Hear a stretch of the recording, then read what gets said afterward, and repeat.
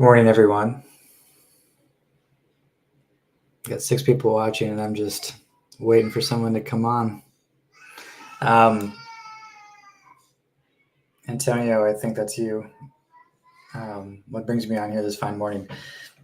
Nothing. Just had the spirit move me.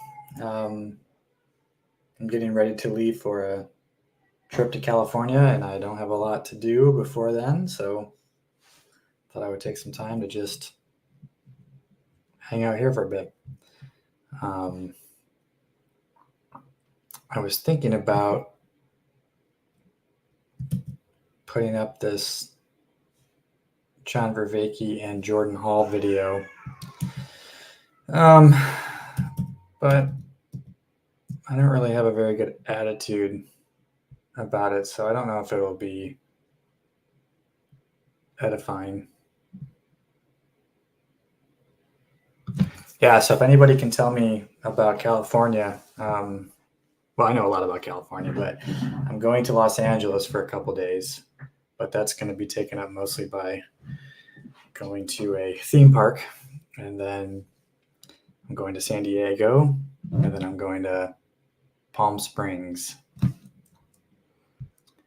with the family. So it's more of a trip than a vacation, but I'm sure it'll be fun.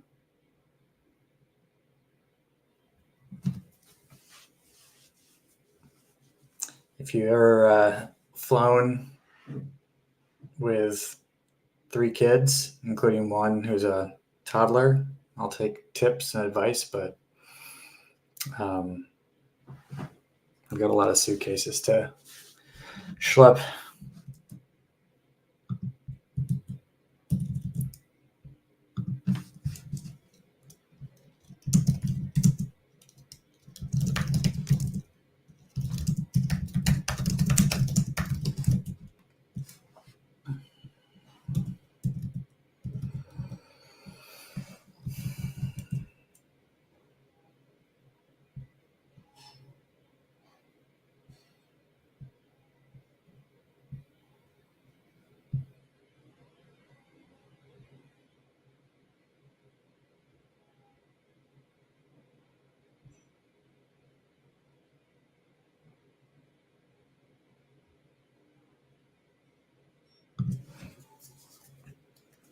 Antonio says, "Oh man, I don't envy you. I guess I'll have to do that one day myself. Maybe.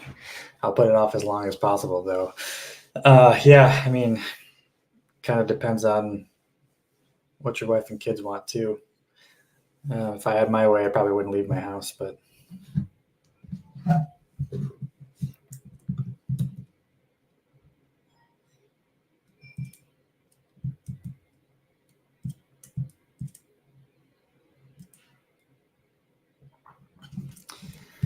I'm curious to see if that whole Christ is King thing is still on my Twitter.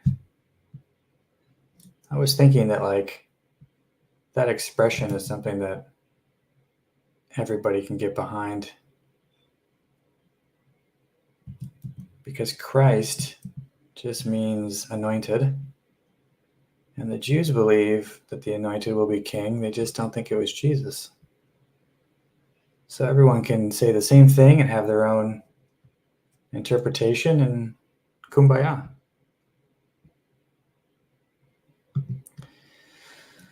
Antonio says, "Such is the way of man, but wife wants to travel." Yes, that is often the case. I'm in that boat. I'm always happy that I did. I always have a great time. But sometimes I need to be pushed. Although I am trying to be more of an initiator, but exotic vacations are probably just a bridge too far at this point.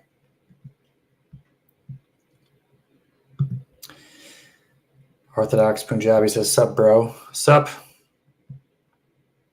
Remind me of your first name. I can't remember what that was.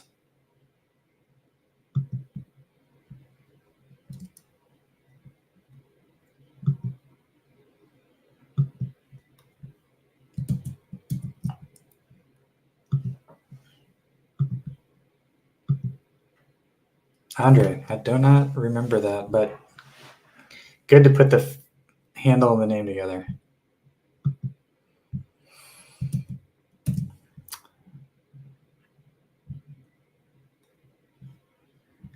I'm looking at my Twitter feed and it's just not a great idea, like ever. I don't dare share it with everybody. What the algorithm says about me is maybe not what I would like to say about myself.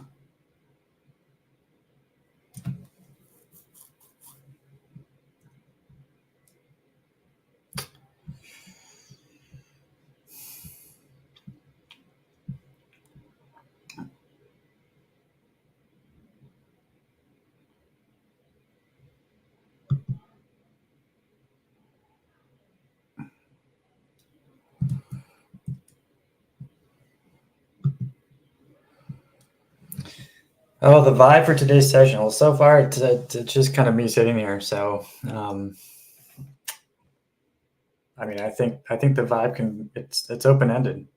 Hop on and set the pace. Um,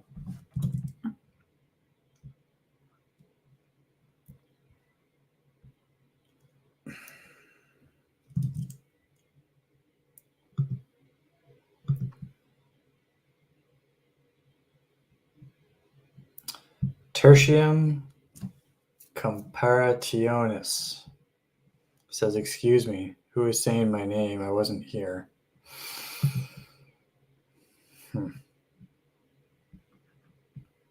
Not sure what you mean by that, tertium.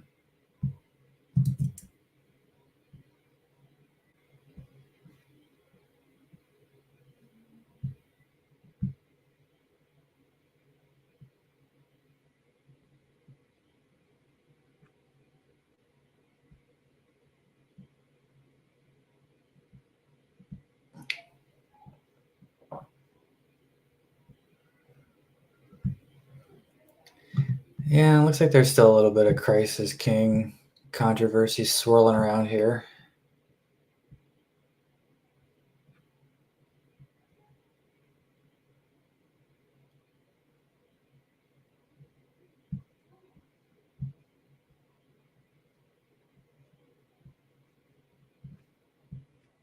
I think anti-Semitic Twitter is kind of picking up over the past couple weeks.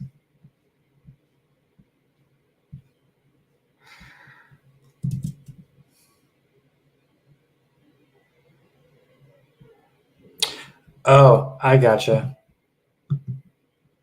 Andre. You're the other Andre.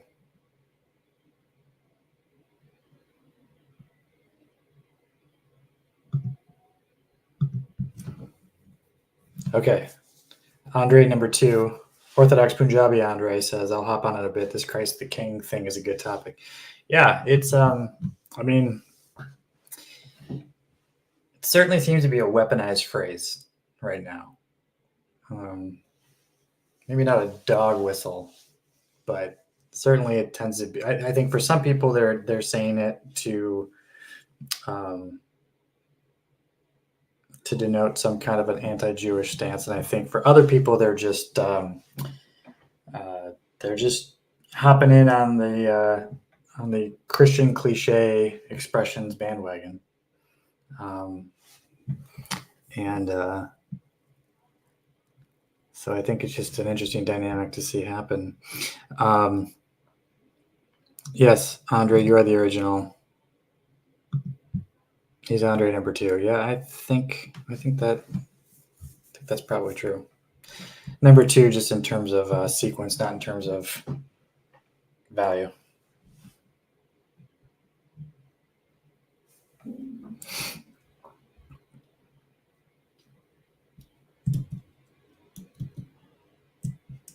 Another reason I jumped on here is because I don't feel like this channel gets enough love in the Eastern time zone morning and midday.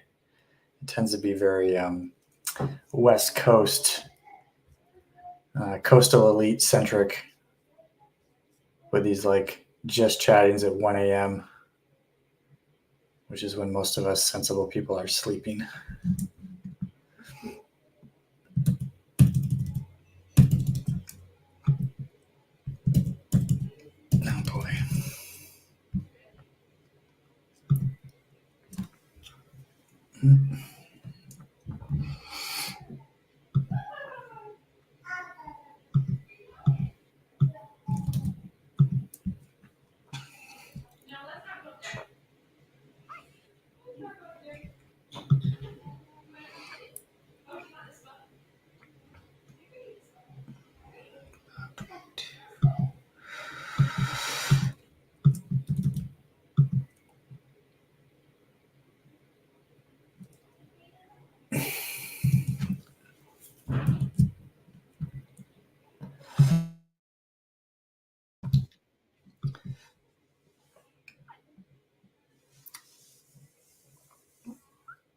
So the Marylander says, "Can you explain the controversy?" I mean, I don't know if it's a, I don't know how much of a controversy it is. I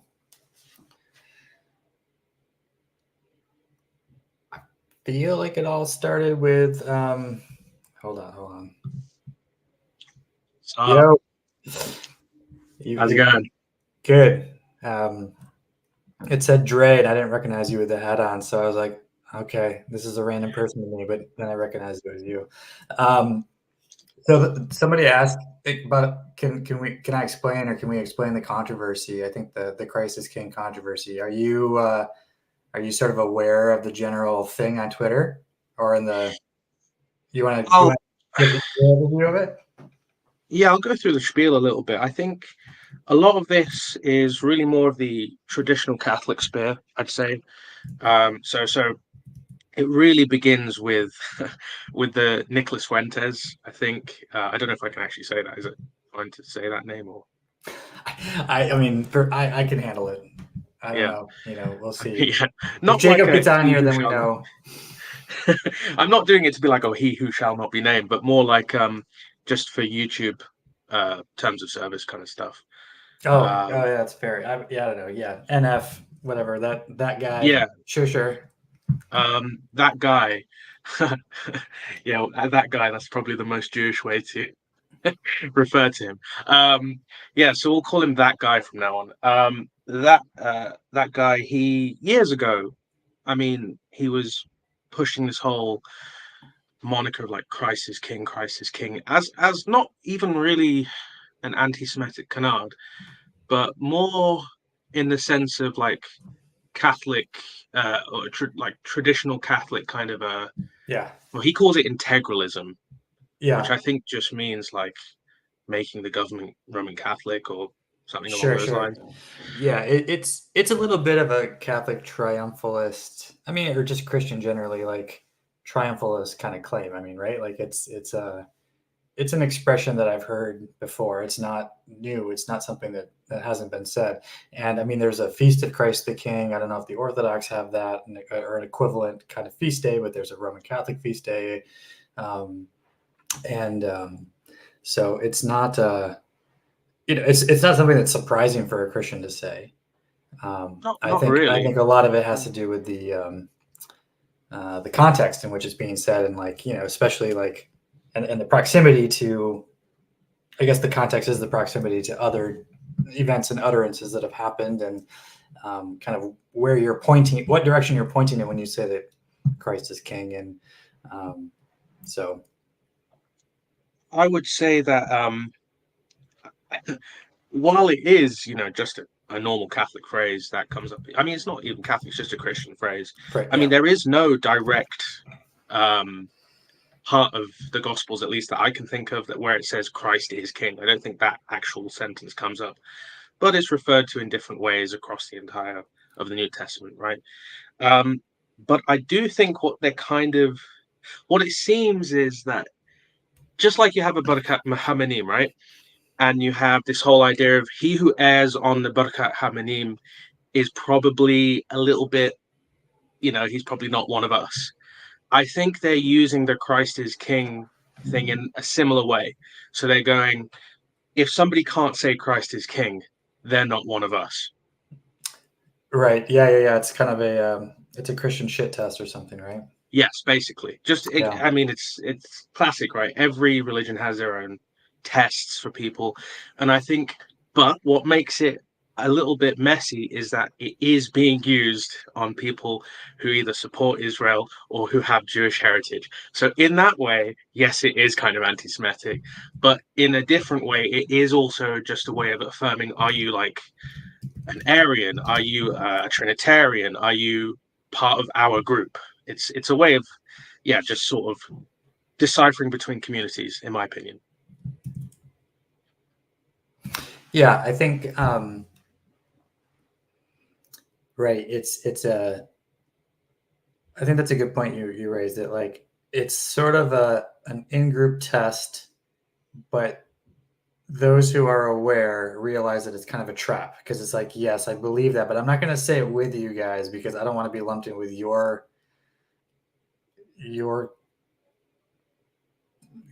group, your tribe. So it's kind of a co-opting in some ways, even though like I don't think there's nothing. I think they mean it, right? Like I think they mean it in the plain sense, but they've added an extra layer of meaning to it that now has made it a little murky. So yeah, that's a problem. That's a problem for Christians, I think. I think that just I mean, again, just obviously there's an implication when Christians say Christ is King, who they think is Christ. But obviously, that is a something that I think Jews expect to say someday as well, just maybe with a different person. And of course, that subtlety is probably lost on the general discourse here. Like that's not. But I think there's some ironies, like just sort of like with Hamas being named Hamas. It's like, we live in a simulation and it's God's simulation. So it's, you gotta find the humor in these things. So yeah. And I think that too, like, like the anti-Semitism, it's one thing to be not Jewish or consciously not Jewish, and there's another thing to be anti-Semitic, right? So I guess it kind of depends on like, like I wouldn't even necessarily call it anti-Semitism. It's more just anti-Judaism in general. Like yeah, it's kind exactly. of a way Yeah, it's right. Like they would just have a problem with any denial of Jesus. I guess in the same way that they'd have a problem with Muslims, atheists, everybody else. But whenever they're sort of explicitly or primarily going after the Jews, that is, then it's got a little bit of an anti-Semitic tanginess to it. So, yeah, I mean, if you've ever watched Nick Fuentes, I actually have watched him for quite a while. I do find him quite interesting. I find him funny. I think a lot of people who grew up in, around the time I've grown up, all have a similar sense of humor. We watch Sam Hyde and all that kind of stuff. Yeah, sure. And he does sort of play on that. And I would say when he was younger, it was a lot more benign. He was a lot more benign. But as he has grown, you can see that his demeanor and his tactics have definitely changed. I don't like what he does when he mixes this Catholic integralism with some sort of white nationalism, because he does do this thing where he tries to square off like, oh, no, we can be Christian and be racist at the same time. I mean, and that is what it does come down to. I am not against anybody saying we want to preserve our people in our country. I'm not against that. But I know what he's doing.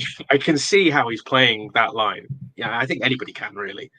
And he definitely walks that line. Some days he's happy. He's a Nietzschean. He basically has Nietzschean ethics. It's about winning, right? Mm-hmm. Whatever helps him to win. And if this Catholic integralist thing is helping him to win, he's going to use that tactic. He'll use black people sometimes. Mm-hmm. He'll use Christians sometimes. Anybody who can help him win. Yeah. I don't personally think he's a very dedicated Christian, but I'm not judging him. But just the way he speaks, it doesn't sound like he's a Christian to me. Yeah. Yeah, I've never watched him. I mean, he's sort of popped up as a character I recognize and a name I recognize. I think he's more of a younger millennial or Zoomer aged person. So not that I discount that, but he's kind of a up and comer relative to my sort of stable of influence.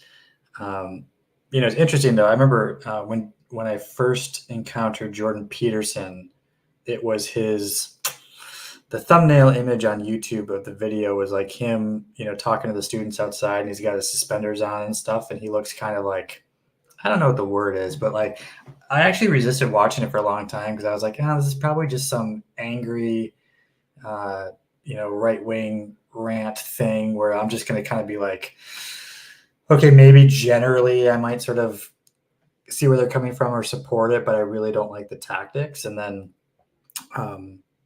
so that's kind of how I feel about um, the ish here, but like it's like not worth looking at. And I don't think there's. I mean, it turned out with Jordan Peterson that there was some, real depth to what's going on. Even just under the hood on the controversy, but I don't think it gets beyond the superficial with uh, with old Nick. Um, so I'm trying to think of who else is like sort of deteriorated because I think earlier, like you were saying years ago, he was much more of just kind of a vanilla like Catholic apologist type or kind of a debater guy. Yeah, And I then he mean, got to be he more, debated with Jay Dyer, right. and he was very much associated with like people like classical theists who are these trad Roman Catholic apologists, Yeah. and it's very much in the last couple of years, maybe since 2020, or actually I think possibly the pandemic may have radicalized him in some sort of sense. I mean, it radicalized a lot of people. Um, but before that, there was definitely like a lightness to his. I mean, he was obviously talking about difficult things, but there was a lightness to his content. Like it was like we're having fun here, and Yeah. it's Right. culture war stuff rather Yep. than Yep. Yep. genuine.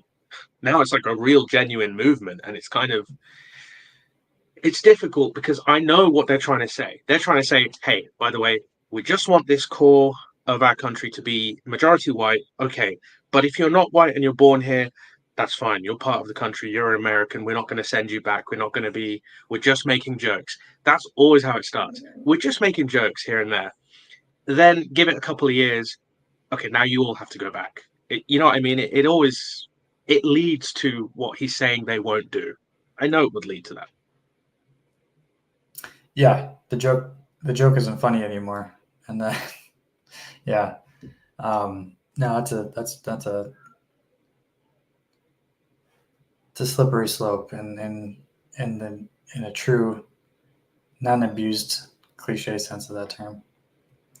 Um,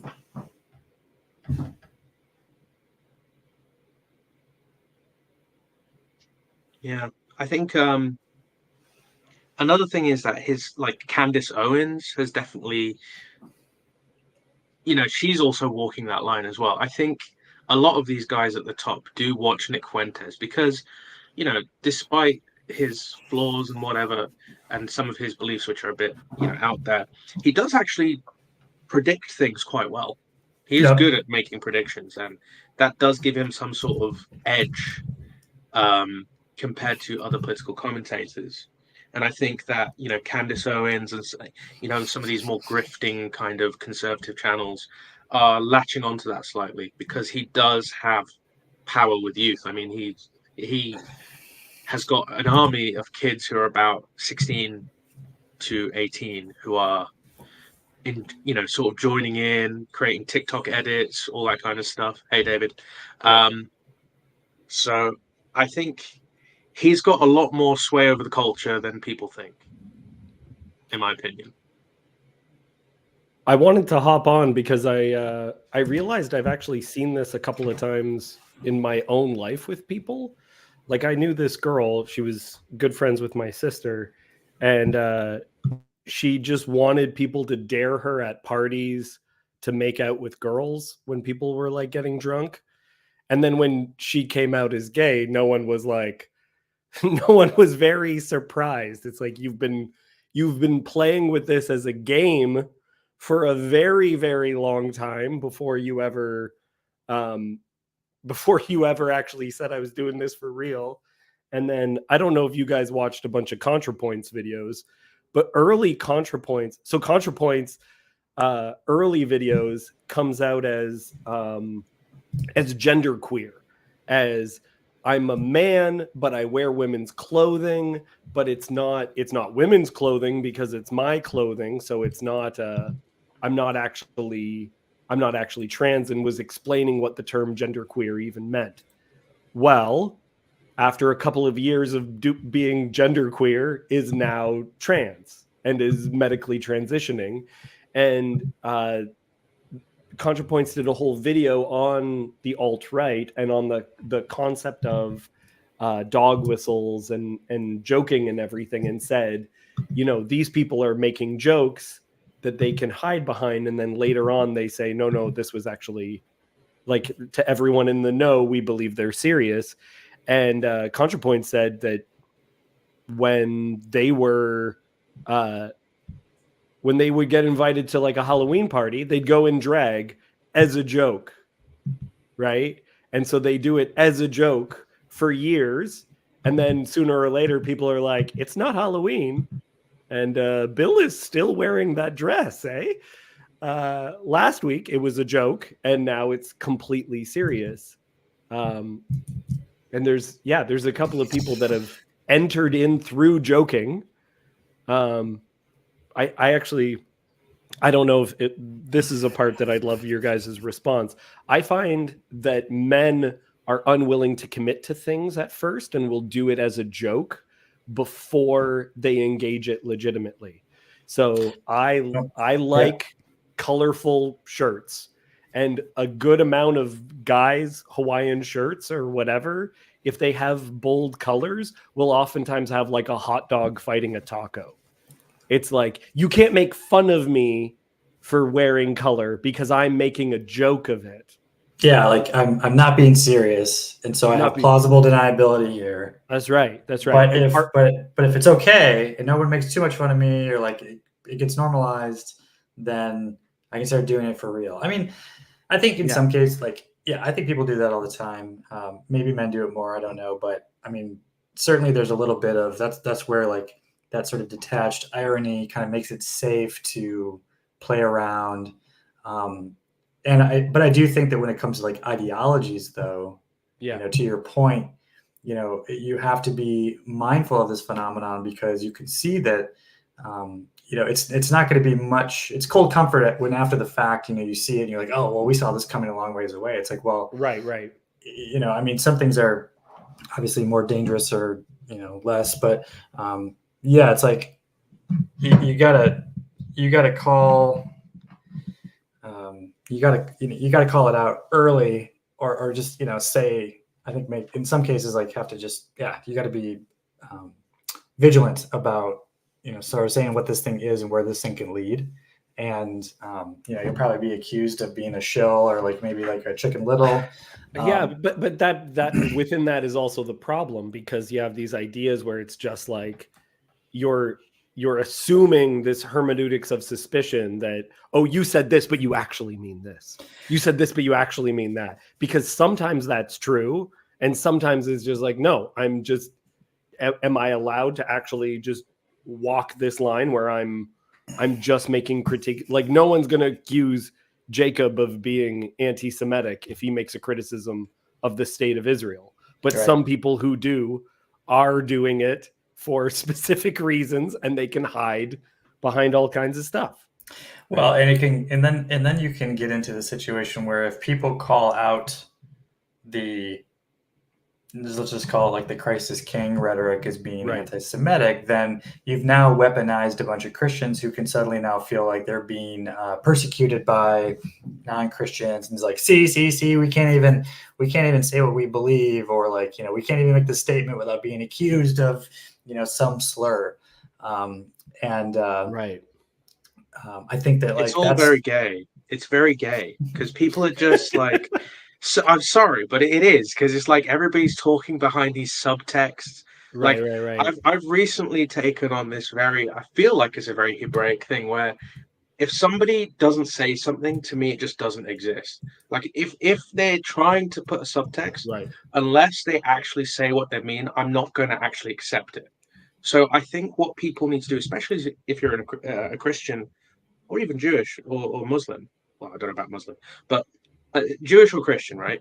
You are told, speak the truth, speak nothing but the truth. Right. So what the problem with Nick Fuentes is he is utilizing meta irony. I don't want to get all cringe with meta irony, all this stuff. No, But no, no. I've become obsessed with this recently because I realized that the devil didn't lie to Adam and Eve. It is emphasizing things in a way that is misleading. Mm. That is the subtlest of all lies, is this idea that you could say something and you mean something different, but you don't actually lie. Their eyes are open. There is specific ways in which they're described as being like God. And they don't die that day. So what the devil says is entirely true, but completely misleading. That you can do that. You can be misleading while saying nothing but the truth. I think it's bullshit. Yeah. I mean, well, maybe not in every case, but I think that's kind of part of how bullshit works.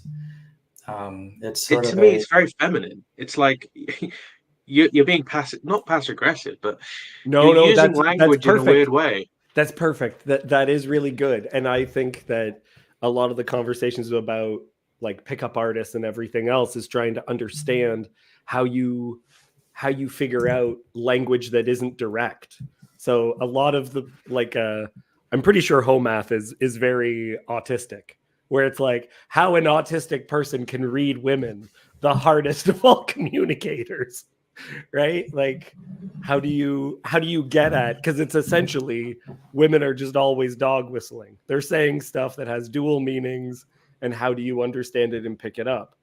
It's not necessarily incorrect either. Like they are sometimes doing that, but at the same time, you have to when you have a proper conversation with somebody, you're not constantly like analyzing. You're not like doing this. Is that what they mean? Is that you're just turning off a part of your brain, and you're kind of just interacting.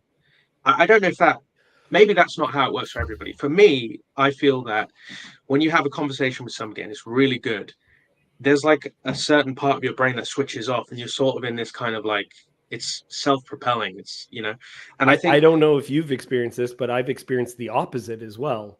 Is in the middle of a conversation, you begin to realize, wait, I'm realizing how everything I'm saying is connecting with this person. And I realize what experience they're having, which is different than what I was intending before. Okay.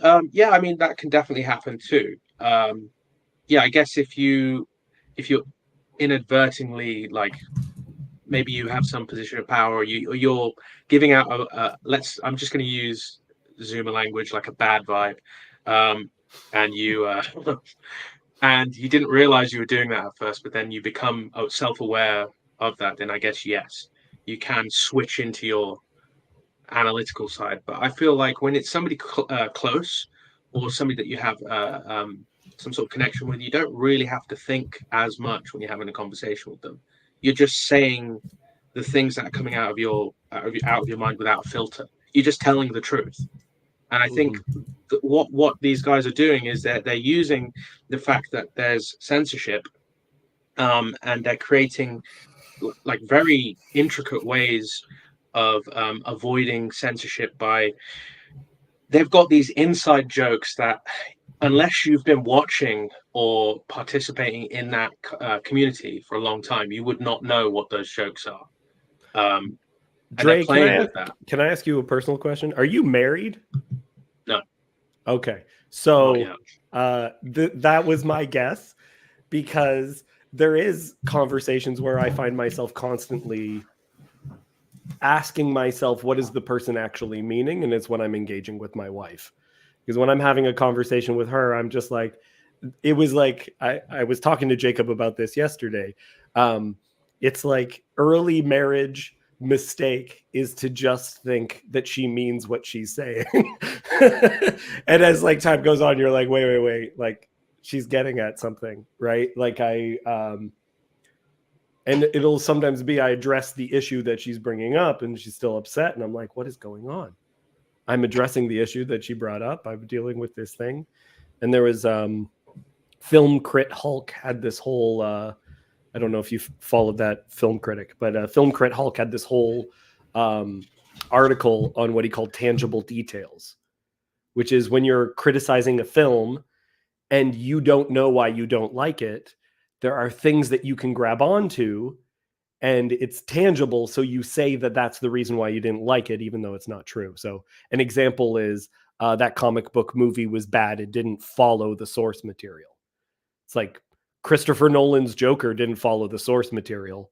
We all loved that movie. It didn't follow the source material at all, but it was fine. But you use that criticism, it didn't follow the source material, when you don't know what you can grab onto. So you grab onto these tangible details. So someone will be upset with something. They don't know even what they are upset with and bring up a tangible detail. And it's like, that's not actually what you're upset with. It's just something that you knew you could grab onto. Right. My mom does this because she doesn't think, if she doesn't think that people would be willing to take care of her, she'll grab onto something that she knows that people care about. So we were going for a walk and my mom was getting very tired. And my sister-in-law was walking with us. And my mom said, the sister-in-law is tired. We should go back. She did not observe that the sister-in-law really was tired. It's that my mom was tired, but didn't think anyone would care if it was about her. So, yeah. Is no one going to address the gigantic circular object behind David? I'm working on a painting. Okay? I'm working on a painting. I saw that. I was just like, I'm just going to leave it. I didn't know what it... I noticed the paints and things on the stool and the rocking horse before I even noticed the thing behind you, because I thought it was some kind of big, like, I don't know, like a green screen kind of deal. Because it's mostly white. Yeah, that's what I thought, like a lighting thing for a camera or something. No, like just a huge one or something. So it's a painting that's going to have 7 layers to it. So you're it's the days of. Here, I'll show it to you. I knew it. It looked religious. That's a very medieval way of doing it, like representing it. I quite like that. Like celestial spheres and stuff like that.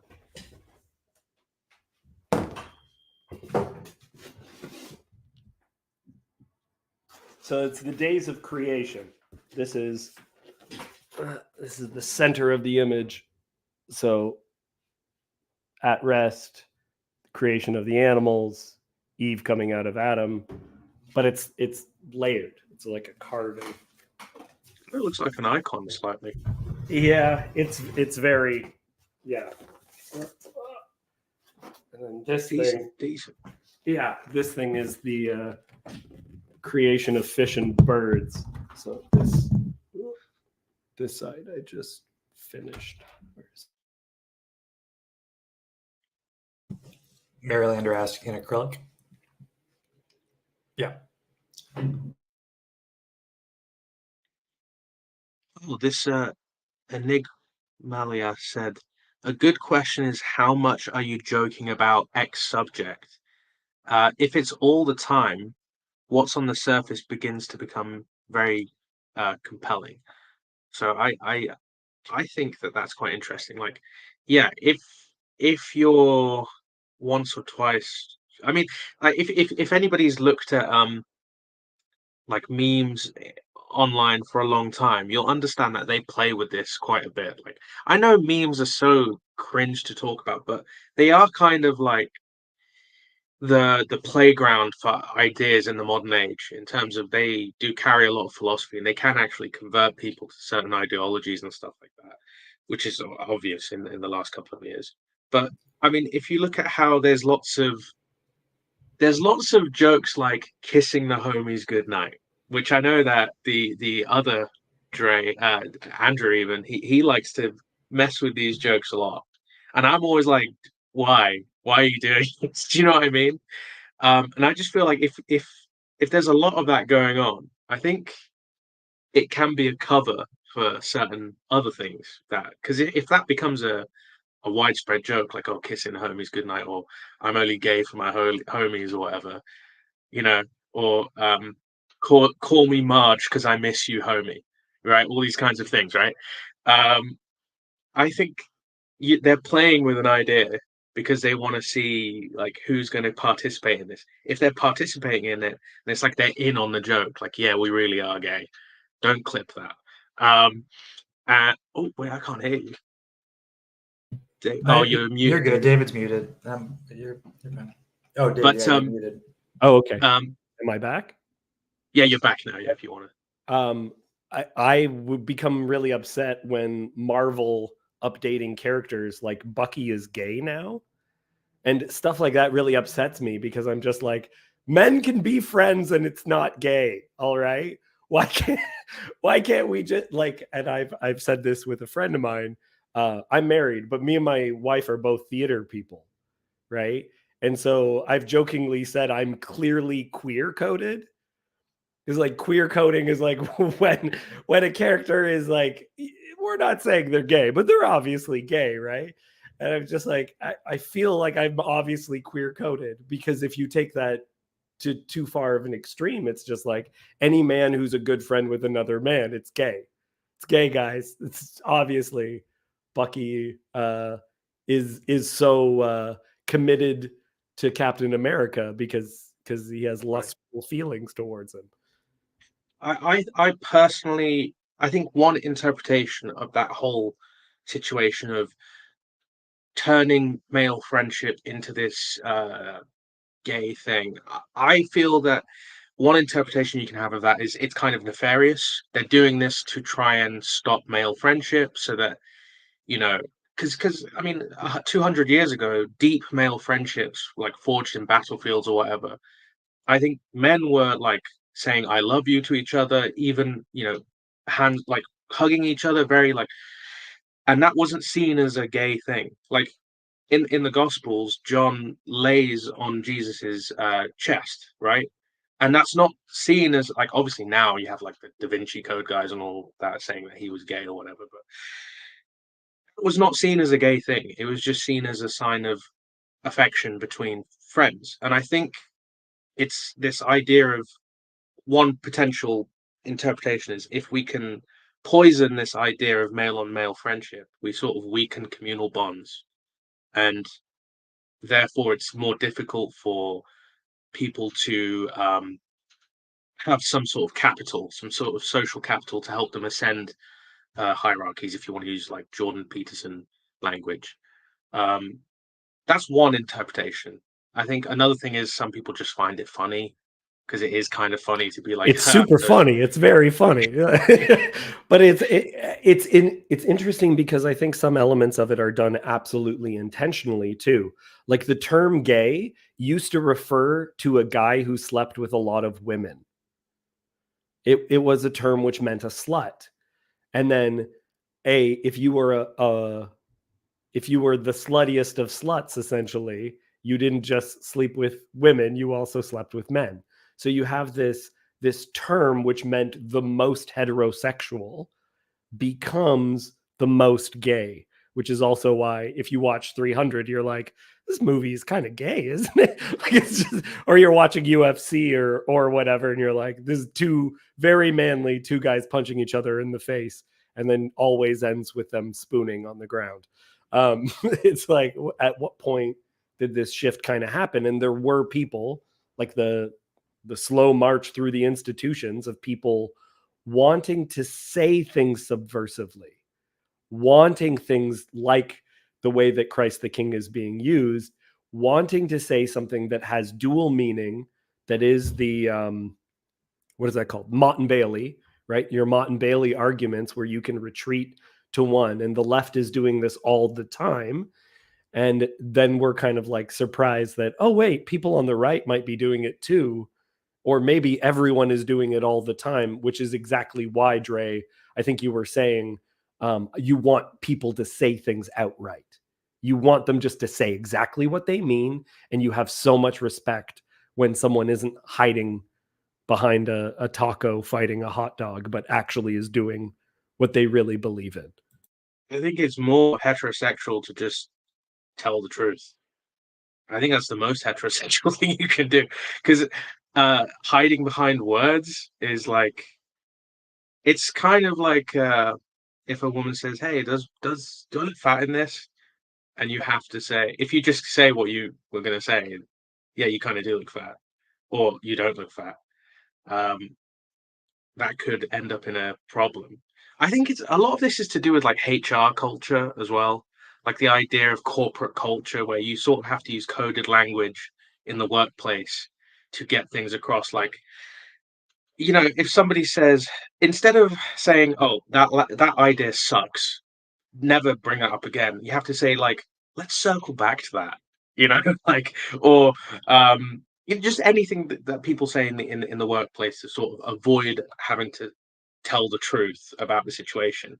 I think a lot of that has just seeped into the culture because our parents got used to using that language, and I think they possibly used that with us a little bit when we were growing up, and that's how it's snowballed a bit. I think it's the opposite. I think the culture is bled into the corporate environment. But I mean, I don't disagree with. I think either way is the fine. I think existence of them. Yeah, you could say that the corporate culture has affected us, or you could say that we've bought into the corporate culture. I think either way makes sense.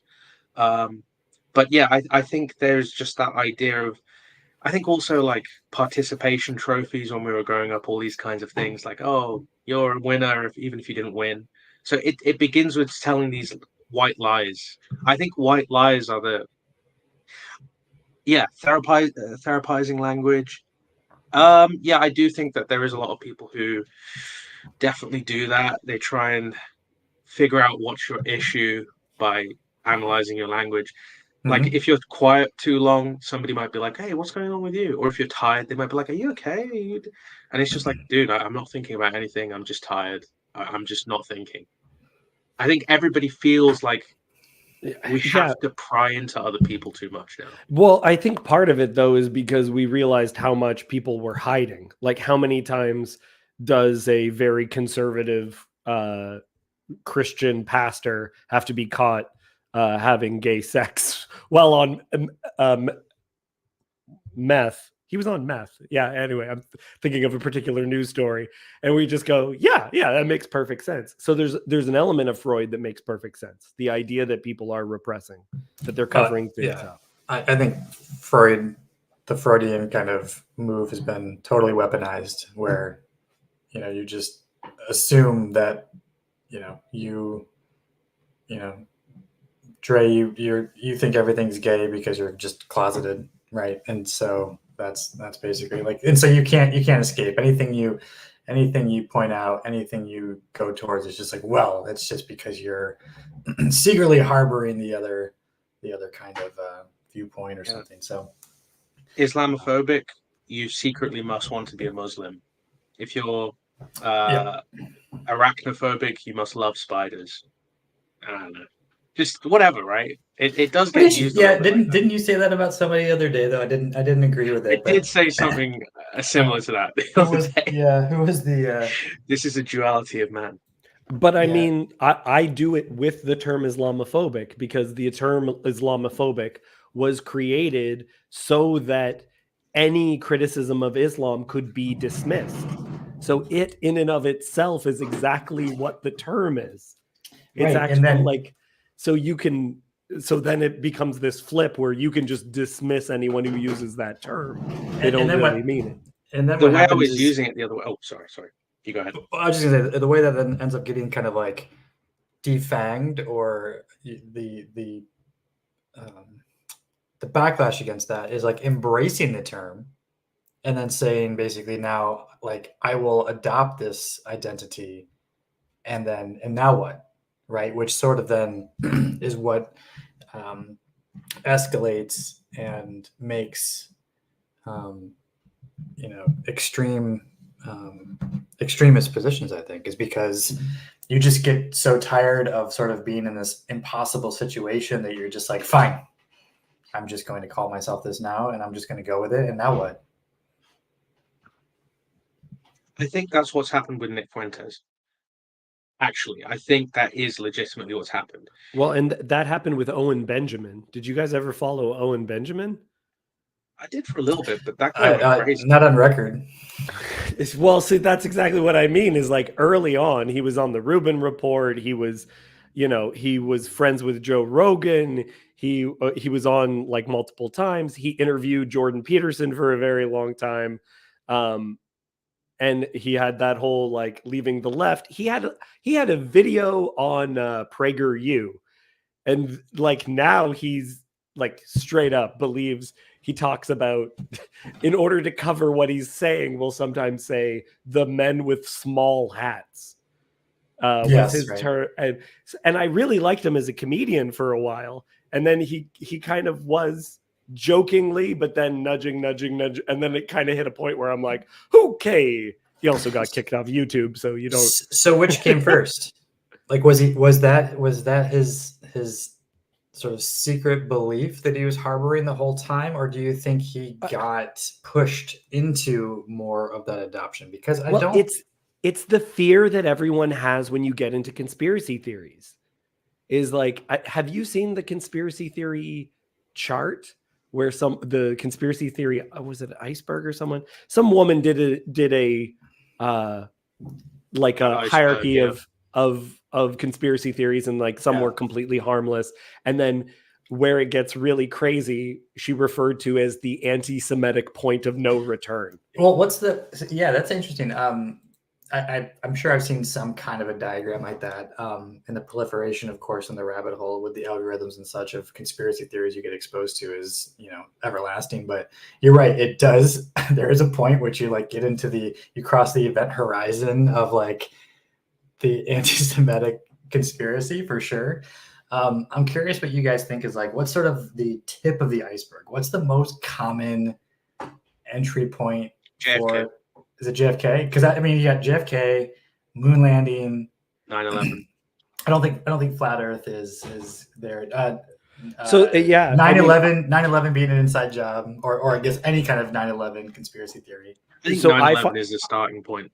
I find that definitely made it considerably more popular, but there's also communities within communities and how those things pop up. So if you were black, everyone who's black believes that MLK and Malcolm X, that those were, if you just watch a movie like Judas and the Black Messiah, right? And you realize, okay, so the CIA had inside people in a lot of things, right? And then you see all these leaders all of a sudden die, right? And then you ask why people in the black community were less likely to get the jab.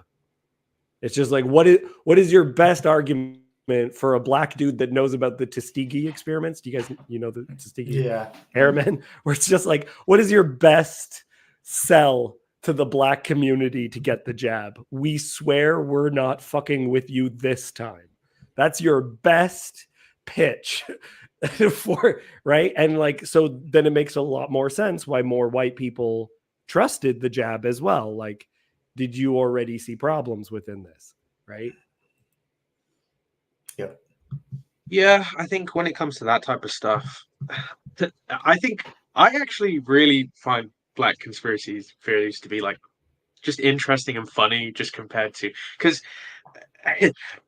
like white people conspiracy, like if we can call it white people conspiracy theories, it's like basically it all just boils down to Christ said that this is the synagogue of Satan and they're against you forever. That's basically what every white person theory boils down to. But if you take a black person theory, it's always, I don't like white people, and this guy who's powerful in the black community is secretly gay. That's every single black conspiracy theory. And so most of them are kind of right, to be fair, like with the P. Diddy stuff, but most of it is literally just this rapper is gay. Like, seriously, just go on YouTube, type in like conspiracy theories, and it'll be like the CIA put crack into the the communities during the 80s, and they helped invent gangster rap so that we would commit more crime. And then all the main rappers are gay. That's literally that's probably 80% of Black conspiracy theories, I would say. Oh, and that they were every race at the same time and every slave at the same time too. I don't know if that is remotely what you guys are thinking. Well, so my increased interest in conspiracy theories came with the Jeffrey Epstein stuff, because I was aware of a lot of the and I saw a lot of people enter in, like, to dive in after that point, is basically the weirdest conspiracy theory turned out to be incredibly plausible all of a sudden. It's just like, wait. So he was friends with this guy and that guy. And then you just look into it, you're just like, wait, what? This is the weirdest thing. And Dre, you were just talking about it. I don't know if you were following the news about P. Diddy, but like, it's like, yes, is that a conspiracy theory now? That was like, that is happening right now. Yeah, I mean, I think also people have spoken about, like, I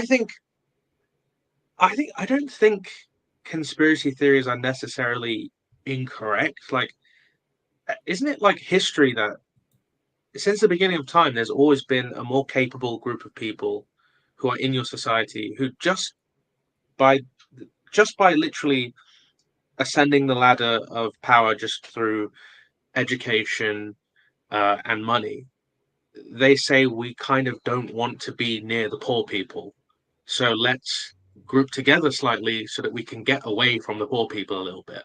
Isn't that just every single society throughout history, bar none? Like, I don't think that's a conspiracy.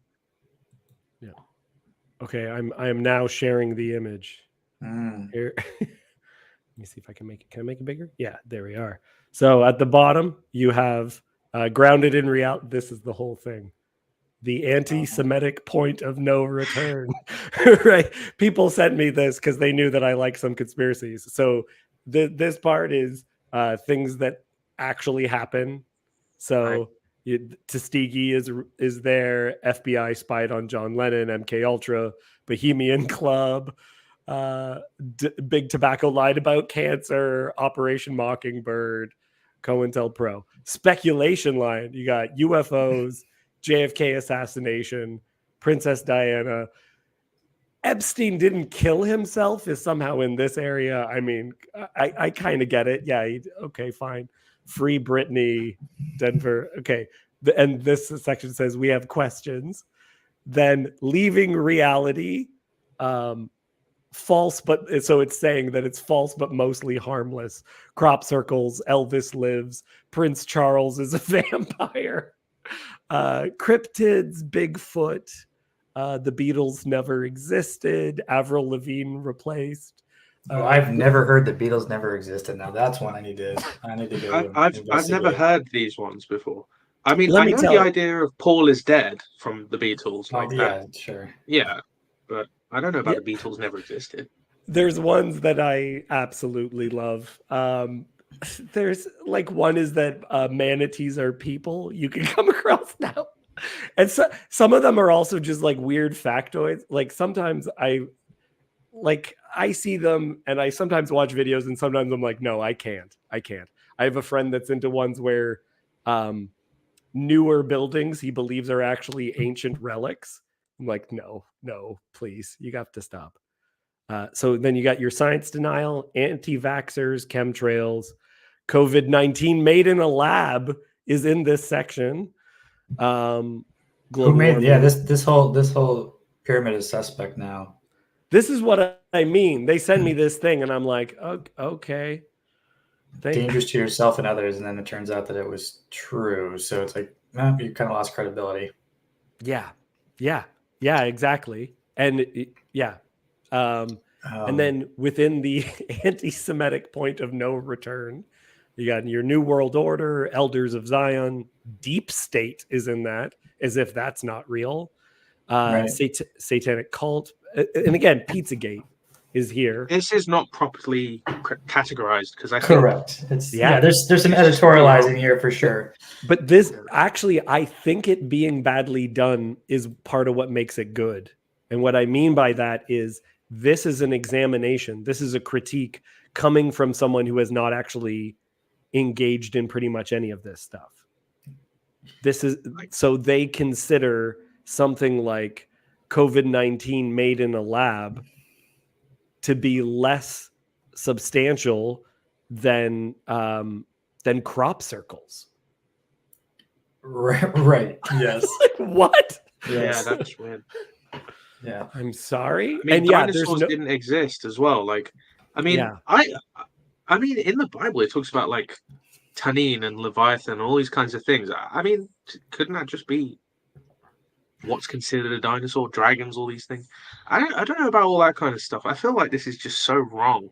Yeah, lot of yeah, it. it's incredibly wrong. I just brought it up as a conversation piece because it got kicked around a lot. Nazis on the moon. I've never seen that one before.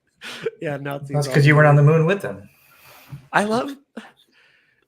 Honestly, some of my favorite conspiracy theories are also just like you don't even have to go nefarious. It's just bizarre. Like, Yeah. do you guys know about the mosquito bomb? Antifa starting wildfires. I swear I saw in the news that they found people intentionally starting fires. Like on BBC, they found people in Spain intentionally starting crop fires. Yeah. So I- David, you were saying like, I mean, some of them are like harmless fun, and I Yeah. think, yeah, and I've seen a few of those, and they are entertaining, and I think that is part of the allure and why they're so easy to manufacture, because the structure of a conspiracy theory is to take a bunch of disconnected dots and start connecting them to form some kind of a picture or a pattern. And it's something that we do as humans. We pattern recognize, and it'd be interesting to like ask ChatGPT to create a conspiracy about something, because I'm not sure if that's ever been done. I've never done it myself, right. but I mean, since ChatGPT and large language models are just language predictors. Let me tell you one of my favorite. I think it's a conspiracy theory that people need to know. Yeah. Conspiracy theory, which I had seen. Where did I see this? I can't even remember. It was someone who was ex-CIA saying that when they were doing experiments with spy planes, they would encourage conspiracy theories about UFOs. And so you have this conspiracy theory that is creating conspiracy theories, that conspiracy theories are part of the conspiracy, and that we have good reason to believe this, that occasionally happens. Yeah, it's like a form of propaganda. Right. To manufacture conspiracies in order to, sort of be a diversion from what's really going on, which just feeds the fire of the paranoia and the right. Of like, and I honestly, I do feel all this stuff is related. That what you're getting at is exactly the same thing when you're having mere conversations with people. The idea that things are actually hidden, and can I actually trust you? Can I actually know what you're getting at? Or are you doing this because you're actually one of the lizard people, right? Like, is that what's going on? Or so the Germans would have us believe. Is the Germans? That's a classic. That's an old Norm Macdonald Weekend Update bit he used to do. He would like go through all these stories and then just like turn to the camera and like just say, or so the Germans would have us believe. Yeah, that's a classic, man. I love that. Yeah. Yeah, I don't know. I think in terms of anti-Semitic conspiracy theories, I think there is a definite path. And I think it does start with 9/11. I think even before that, it starts with your life noticing in some way that someone has lied to you at some point, and not just that person, but there was some other people who were connected to that person who participated in that lie, and then that just makes you deeply suspicious of everything. And that's where you begin. And then you begin to become a skeptic. Or maybe you're introduced into science and they're like, be skeptical of everything, always question everything as a scientific method. So I think what ends up happening is you take that same mindset and then go into history, which is, it's not actually, a lot of history isn't supposed to be approached in a positivist way or a scientific way, but let's take that and become skeptical of everything. And that's why when it comes to 9/11, I think that really is the beginning point into the anti-Semitic trail, because a lot of that is connected with like Israel, and in terms of like the conspiracy theories connected with Israel, Iran, and all these kinds of things. And then I think, personally, I think evangelical Christianity, in terms of like end times prophecy stuff, also is fueling a lot of these conspiracy theories. I mean, evangelicals themselves, they love Israel, they love Jewish people, but a lot of their end times prophecy stuff has actually led to anti-Semitic conspiracy theories. And I think that, yeah, 9/11 is Yeah. the start, and then you head out into just deeper and deeper into other things, and always connecting it back to Israel or the Mossad or something Well, like that. so I'm going to say something, and you see, this is the thing. Even the qualifications, like, please trust me, I'm not anti-Semitic. Please, please trust me, right? But like the state, there were government officials within the state of Israel that said, after they had retired, that the term anti-Semitic was used as to control narrative. That they would throw that out the way that Muslim apologists would use the term Islamophobic, that like you use a term to dismiss, and then what that does is it's essentially printing bad, like printing bad money, right? You printed more money, and now it doesn't the actual currency is not real anymore. It's been deflated because of how you use the term. But that it makes sense. Like, it makes a lot of sense, right? Like, how many people did I know where after the fact I started to actually question within my own life what people meant by having abuse in their background, even, right? Where people would, like, knowing people and all of a sudden going, I don't know if that person was trustworthy. So maybe something happened to them, but maybe that was a way of gaining support from people when they didn't know how to ask for it.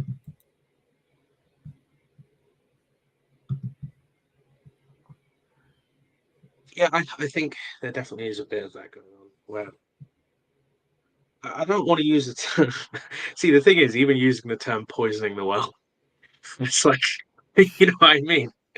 But I mean, there is a little bit of that going on. Like, if a term itself becomes weaponized, then it creates antipathy towards the person who made it into a weapon, and then that kind of becomes this vicious circle of, well, you're not allowing me to criticize you because of this tool you've created, and now that's making me hate you more because you're not allowing me to, like, why is it that you are not allowed to be criticized? Or at least that's what people will say.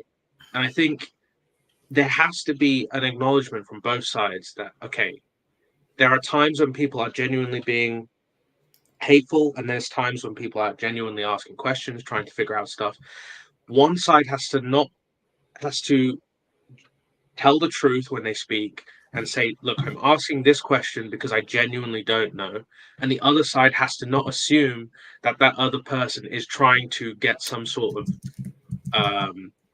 leg up on them, or trying to say something hateful.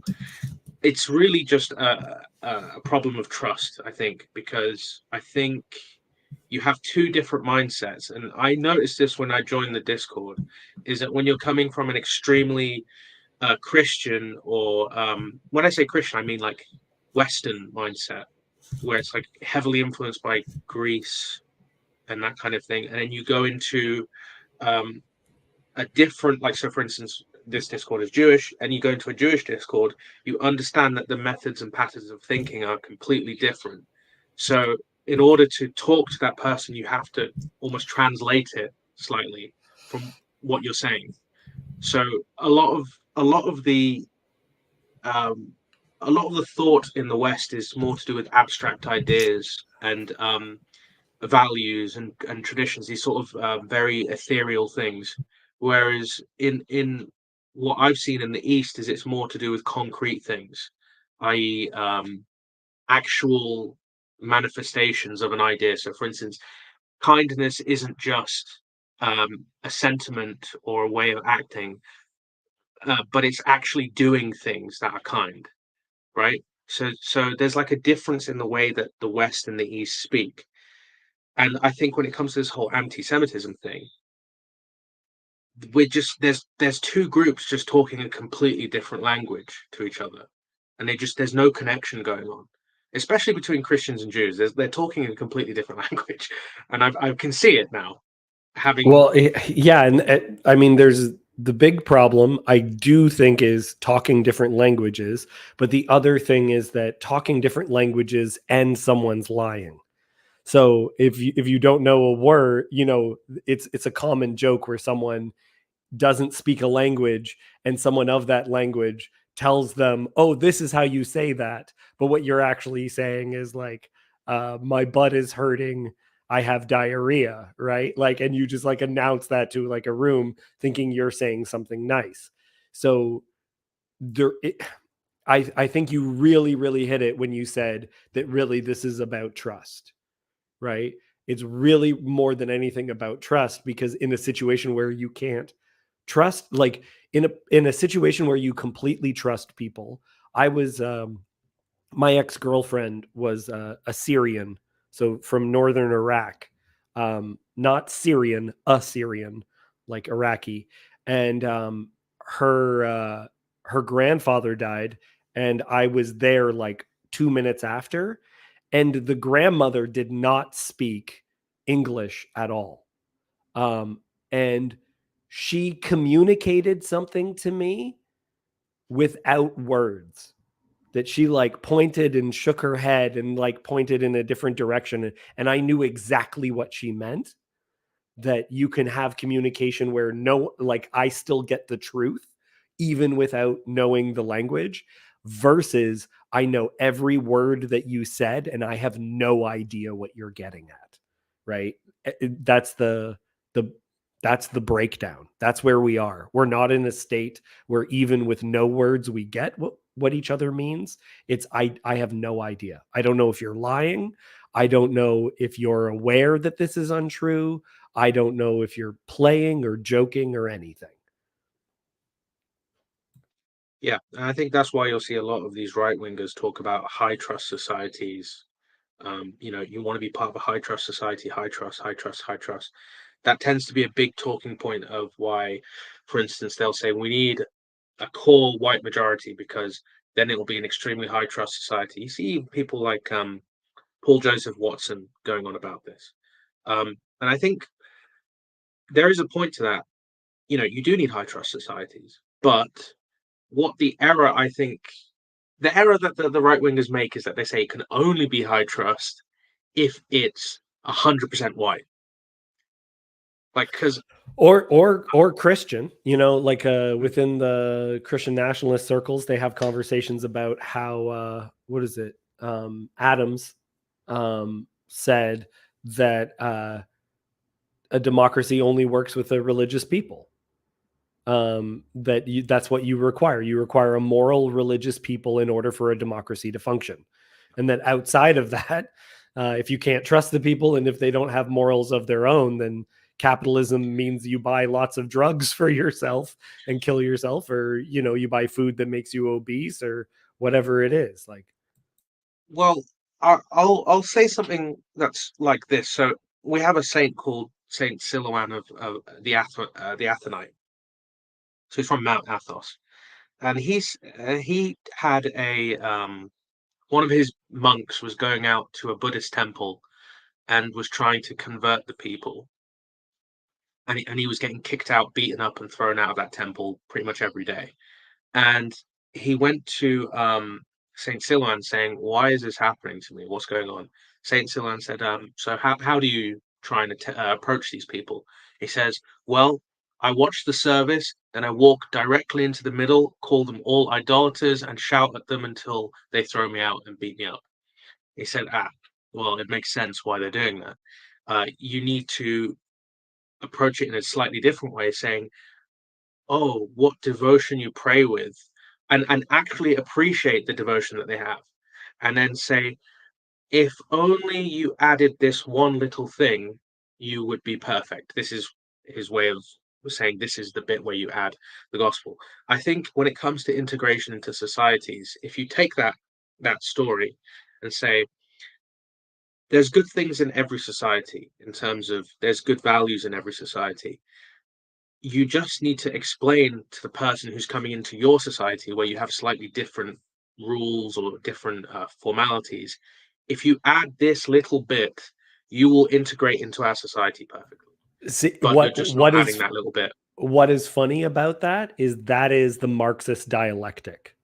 The Marxist dialectic is how you take two things which are opposing and then you somehow put them together to make sense of each other. That's why, that is part of Marxism, a point that he makes. And then as a result, someone like James Lindsay, if you follow some of his stuff, anyone who tries to do that, he's like, that person might be a Marxist, might be a Marxist, might be a right? So that he now thinks that like Jonathan Pajot is a Gnostic because because well, this is a cult and that's a cult. So if you make a reference to that, then you must be part of the occult, and therefore you're connected with this. And it's. I think that's just weird. There's things in Marxism that are correct. I don't know how you can get like you're just throwing the baby out with the bathwater. You're just saying, oh, because the entire system as a whole is rotten, you want to throw out all the good things along with it. You can't. I think that's the problem, is that people want to throw out everything and say, and I think this is a very Roman Catholic thing. You know that when they go to different countries in the past, they enculturate, meaning they wipe out what's there, and then they say, no, you must do it this way. Whereas I think you find in like for instance in the Eastern Orthodox, when they go to places like say Alaska, they're like, okay, you have totem poles, okay, let's have Orthodox totem poles where we redirect the meaning into a correct, it's something that can work with our system. Now obviously totem poles, if you're talking about Judaism, that's just going to be straight up like a kum or something like that. Do you know, have you ever heard the Huron Carol? Do you know Huron Carol?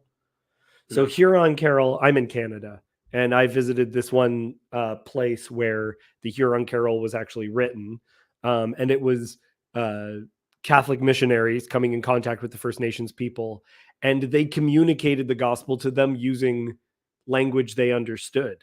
So they were just like, okay, traditionally, Mary and Joseph take a donkey. These people have never seen a donkey before.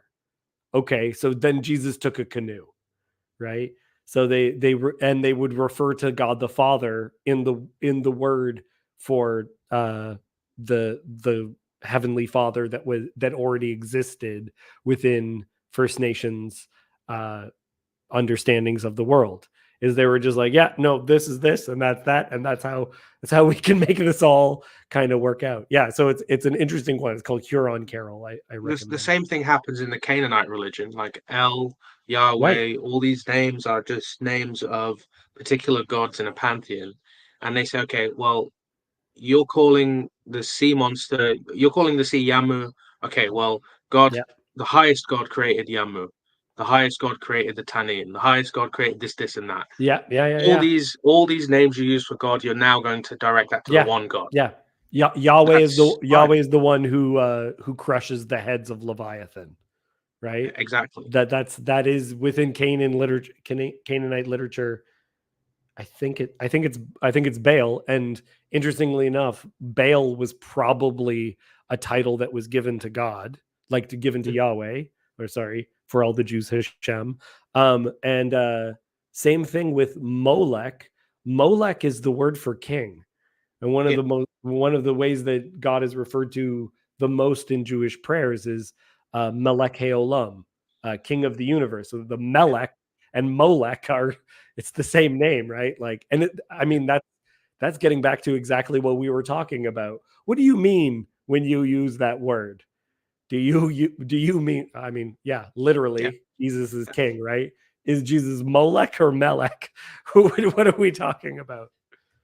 Yeah, and I think the way that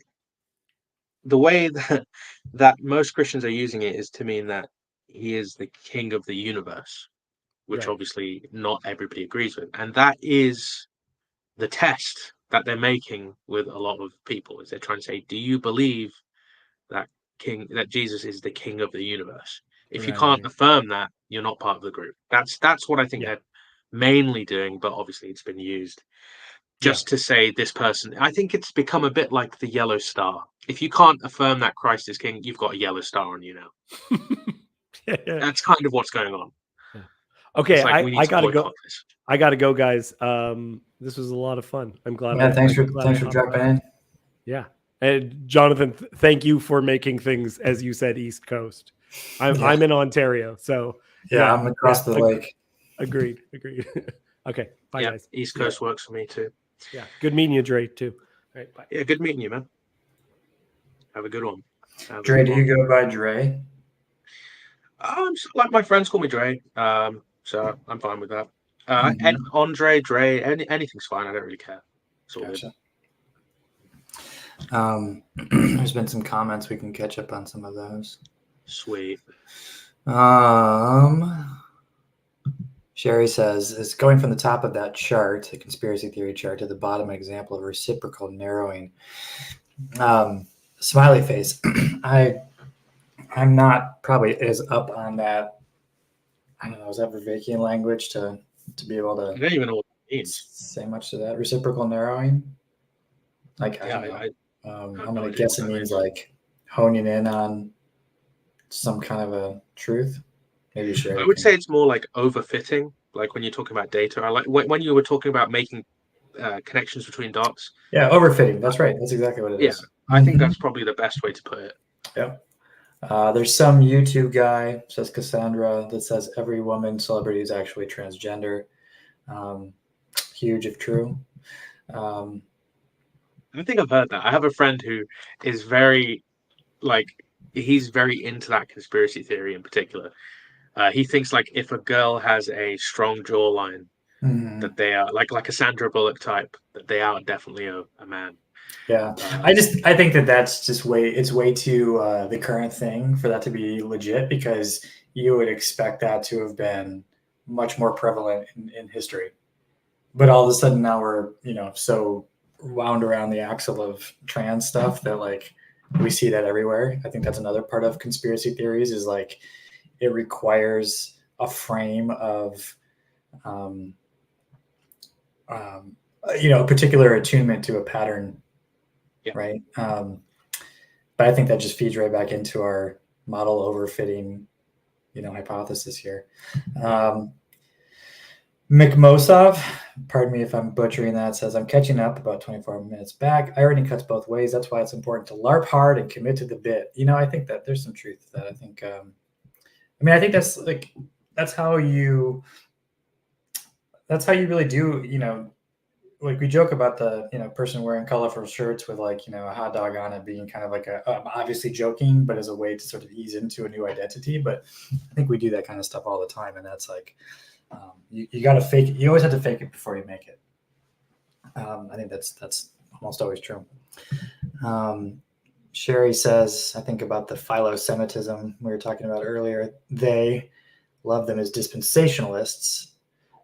This is loving them for them to get something for themselves, namely the second coming, right? So people who think that the Jews have to do something in order for Jesus to come back, which is kind of a hilarious conceit. Like, God just sitting on his hands waiting for the Jews to do something. That whole thing. Do you know about that whole dispensational thing? Yeah. I grew up amongst them. Okay. Yeah. So I've been exposed to most types of Christian eschatologies of varying degrees. It's only gotten more sane as I've gotten older. So McMossov says, I think that the proper understanding of conspiracy theories is as the opposite of epistemic humility. People get more and more certain of what they think is going on. Yeah, I mean, like, I don't know that it's like, I mean, epistemic humility is, I think, an important concept, but I think that like you can take that too far, where you just kind of refuse, you sort of throw up your hands and say, well, I can't really know anything, right? So then you've become agnostic, versus, you know, trying to actually seek out something true, and then you got to hold on to something. Trey asked if we ever heard about the Norway reduction camps. Reduction? I don't know that word. Re-education, I think he's trying to say. Yeah, for Muslim immigrants. No, but probably a good idea.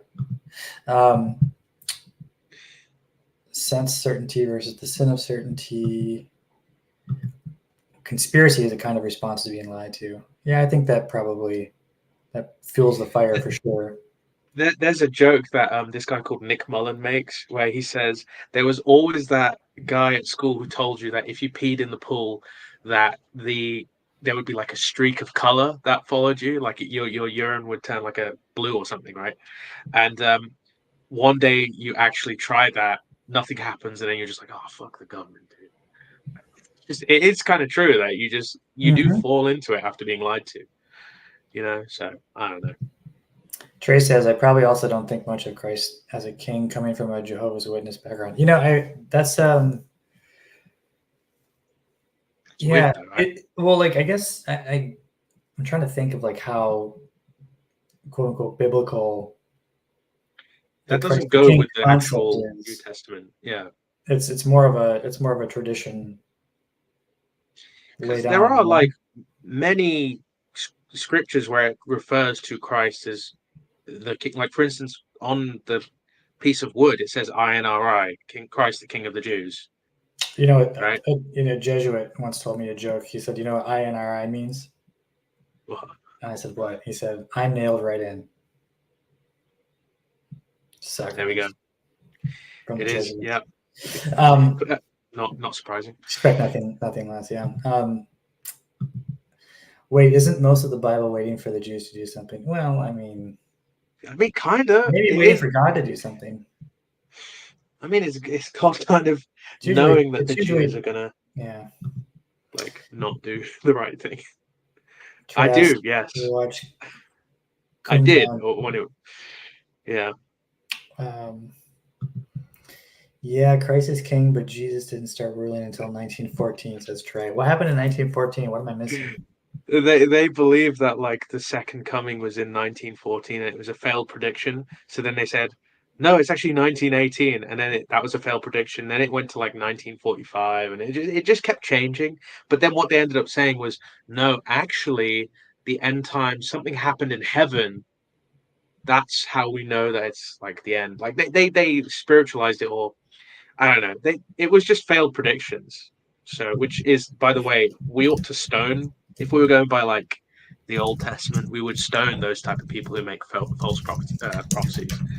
So, I don't know about that, man.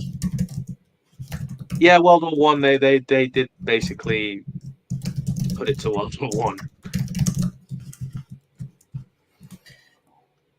Yeah, World War One.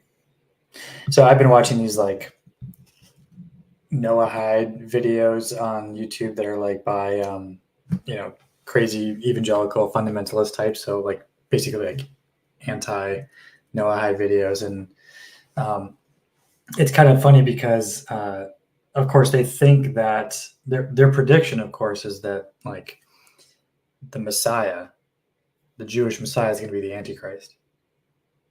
And so it's almost like this self-fulfilling prophecy that like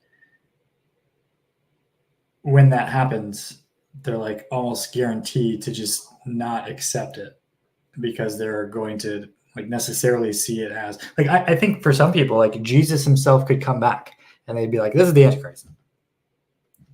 Like how are they even like it's almost like they're so ready to be lied to or to like they're so vigilant for some kind of a falsehood.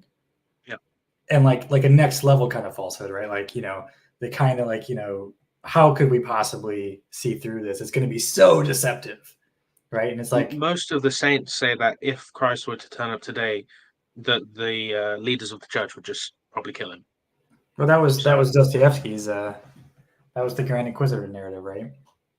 Yeah, I mean, well, I don't know, but I'm assuming that's I think a that's pretty clear narrative just in Russian culture in general, that is what would happen. Like, people are very Pharisaic, if I want to use the term, in terms of how they view the faith. So yes, if Jesus was to come back, they probably would kill him, unfortunately. But yeah, they are sort of, I mean, in terms of like end times prophecy, if we go by what the fathers say, we are expecting a guy to come back, and it is not going to be Jesus, and then Jesus comes afterwards. But when Jesus comes, it's like that's the end. Like, it's not that he comes a little bit and then goes away and then comes back or whatever the dispensationalists say. yeah. Because then he's got to make up his mind. He keeps coming and going and coming and going, and it's got to be done. All right, Trey says, okay, I have a new Jacobism, but it may be anti-Semitic. Well, roll the dice, Trey. Take your chances. Go for it. I say go for it. I'm not going to read it though if it genuinely is like, if it's bad, Trey. I'm going to disavow.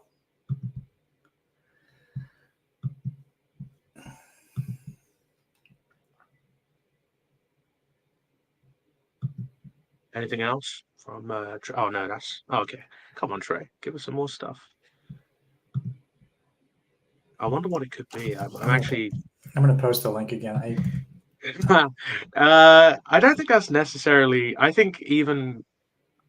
honestly feel like Jacob would just laugh at that. God created Christianity to humble the Jews. I don't know. I think the Jews have been plenty humbled. Like the classical sense of the world, yeah. Like, if the classical sense is to be kicked out of your country and then like exiled, then yes, I feel that is basically humbling. So I can't remember the last time the Jews had like a mega flex, where it was just like, wow. Right? I mean, they've been exiled for a long time. They keep getting taken over. I don't think the Jews as a collective have ever had a mega flex, but there definitely have been a lot of rich Jews. I mean, that's not weird to say. Trey says, look, times are weird. Or look, times are weird. I don't know how to. I need more punctuation, or does I say, look, times are weird, or I don't know what look times are. Look times or no times. Trey says, well, there, with bad grammar, not special. Come on, Trey, man, you can do better than this. Do better. It's like Zoomer grammar here. They're not special. I think that's just not true. Everybody knows they're special. Trey says, how many people say they are the child of who? Well, I think that would be everybody, yeah. No, well, I mean, everybody who believes in who. I mean, I don't think it's even a non-Christian thing to say that everybody is the child of the name. No, I think I don't think Christians disagree with that. Well, okay, now chosen by the name. Well, that's different. Yeah, that's where we would disagree. I think. Do Muslims think that they're chosen, or do yes, they do. Chosen in the same? Chosen in the same way that. Yeah, they think that they're like the final testament, don't they? They think they're the final revelation. Yeah, I guess. Yeah. Well, David's back. Can't resist. Guys, it's happening real time. Yeah. It's happening real time. I'll be back in just a second. Keep going, guys. Yeah, Trey is a troll. So in the middle of all these conversations about people doing things just as a joke, or actually because they legitimately mean things, and trying to explore ideas, or just being a little shit. Yeah, Trey, you're doing exactly what this conversation needed. It's really happening. You guys were addressing what he said as though it was a legitimate concern and not coming from Trey. No. Trey's the spice of life, and he's a foil. Yeah. He's a Yeah, foil, and he's a useful idiot. No offense, Trey, but He would take no offense to that. No, it's Trey comes in and asks all the questions everybody, is thinking maybe but is afraid to ask or something. Yeah. So you state it as a joke, and then it's okay if you do that. Yeah, Like no, actually useful. no. Trey is a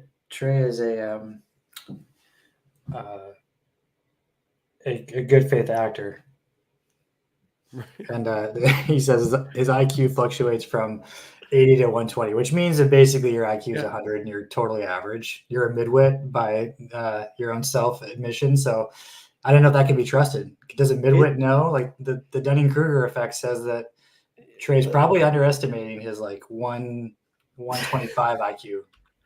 It reminds me of what is that? What is the name of the meme where you have like the guy with the warped head and the guy with the mega brain? Like I don't know what the name of that one is, but it's like the bell curve, right? With the three guys. Yeah. And they're all, both sides are saying the same thing. Right, but different understandings, but like then there's the midwit in the middle. Yeah.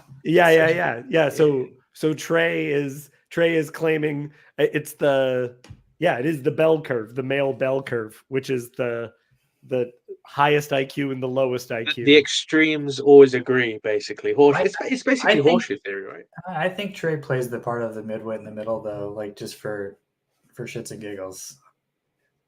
Anybody who's genuinely intelligent loves to act like they're dumb. All right, I'll be back for real next time. Hold on. Or at least I like to act dumb. I think it's fun. Oh, you're muted again, David.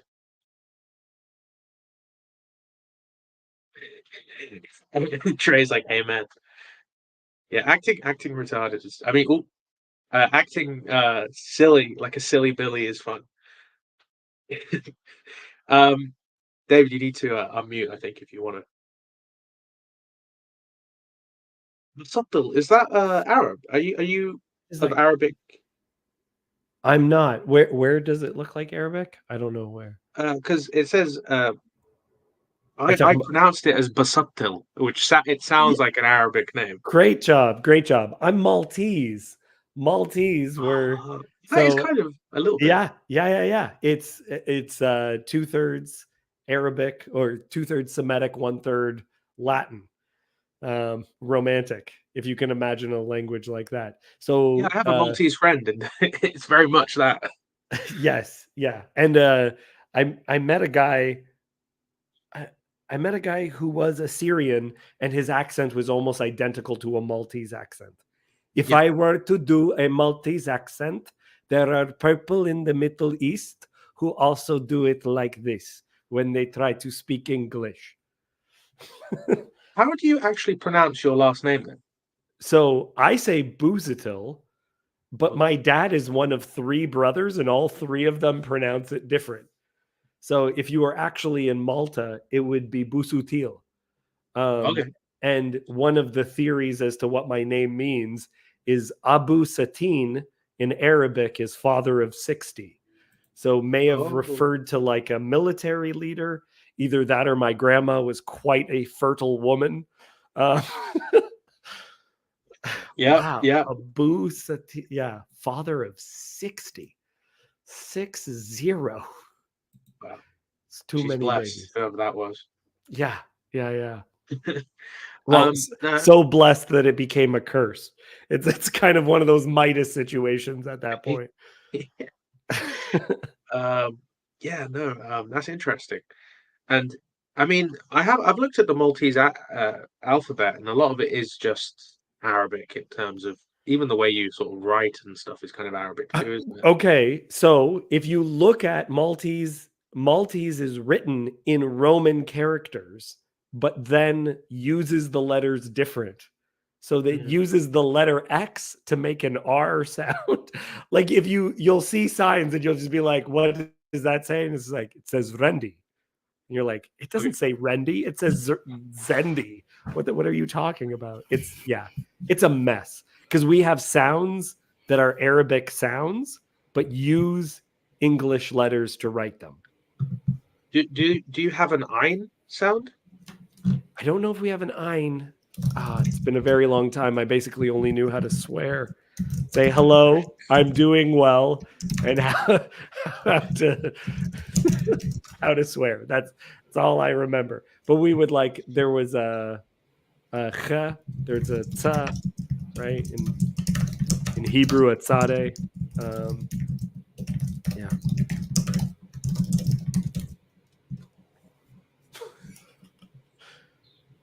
I'm wondering what part Cassandra clipped. Yeah, what I missed? Did it get spicy? No, we just started Did Dre say something? Dre, if he was a white guy, I'd assume he was being racist towards me. But he started making assumptions about my racial background. Yeah, I'm much more relaxed having Dre around here. Yeah, Dre and every single TSA agent I've ever encountered made assumptions about my racial background. I just the Busatil sound or Busatil sounded very, I don't know, just it sounded Arabic, and I was like, "Whoa, no. interesting." It's in its origin. It's just weird because it's once removed. It's Arabic once removed. So yeah. Yeah. No, you don't look that like Semitic. You look like, well, actually, yeah. I guess you could go for like a Syrian. Yeah, I get a lot of things. Especially in the summer, depending on how much facial hair, what I do with my hair, and what section of summer it is, I get a lot of things. So I was in an ethnic grocery store once, and this woman walks up to me and starts speaking Punjabi to me, and I go, "What?" She points at me and goes, "Punjabi?" And I go, "No," and she goes, "Ugh." Like that. And I knew exactly what she meant, Dre, was, how dare you have that face and not speak this language? You, sir, either learn the language or get another face. Pretty much, yeah. No, because like you look like one of my family members, to be fair. Yeah. Like there's lots of like Punjabis are really kind of weird in the sense that you can have one family that has like somebody who looks Greek, and then somebody who looks like they're just Indian, and they're related, like they're brother and sister. Well, and then I dated a girl who was Assyrian, like I was saying, and so I went to something at a Middle Eastern Baptist church, and this guy approached me and just went, "So, David, did you convert from Islam?" I was like, "No, I grew up Catholic. I don't know what you're talking." Like, it was just, I understand. I am ethnically ambiguous. So people just throw stuff on me. Actually, within these conversations about race, first time I encountered racism was like as a joke, because like when I was younger, I had a speech impediment. Speaking of men having problems communicating, speech impediments are almost entirely male. I had a speech impediment when I was younger, and people thought I had an accent. They thought that was just, it's, Dave, he's, I guess that's his background. Okay, fine. My 5-year-old son watches a lot of Peppa Pig and Bluey and stuff. So like, these are English and British and Australian, I think, maybe New Zealand, but I think it's Australia. So he, of course, then repeats what he hears, and so he has a lot of words that he uses that are the Queen's English, and it's or the King's English, I should say now. King's English, and it's hilarious. Like what? Like rubbish. He'll use some words that are the phrases and words that they would use, but also just the pronunciation. So carriage. See, I went in a terrible direction where he was starting to use the C word, and you had to explain to him, like, look, that's not okay in North America. It's he knows. Yeah, no, my 5-year-old knows the F word, and he rarely uses it, but when he does, it's like the most inopportune time in front of other people, and and he knows he's being funny. So he only saves it for the times where it's going to get maximal, like, Oh, that's great. and like he knows when it's going to be funny too. Like he knows when the adults are going to like be kind of like, oh my gosh, he really said that, but they're not. They're going to laugh. It's mortifying. Um,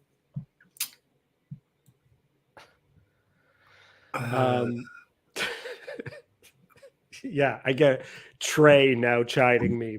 Trey pretending to be the prudent one, of course. The C word, yeah. Trey says, I say that around my friends who are girls. Yeah, Trey. Don't. Maybe you have to have friends that are girls first.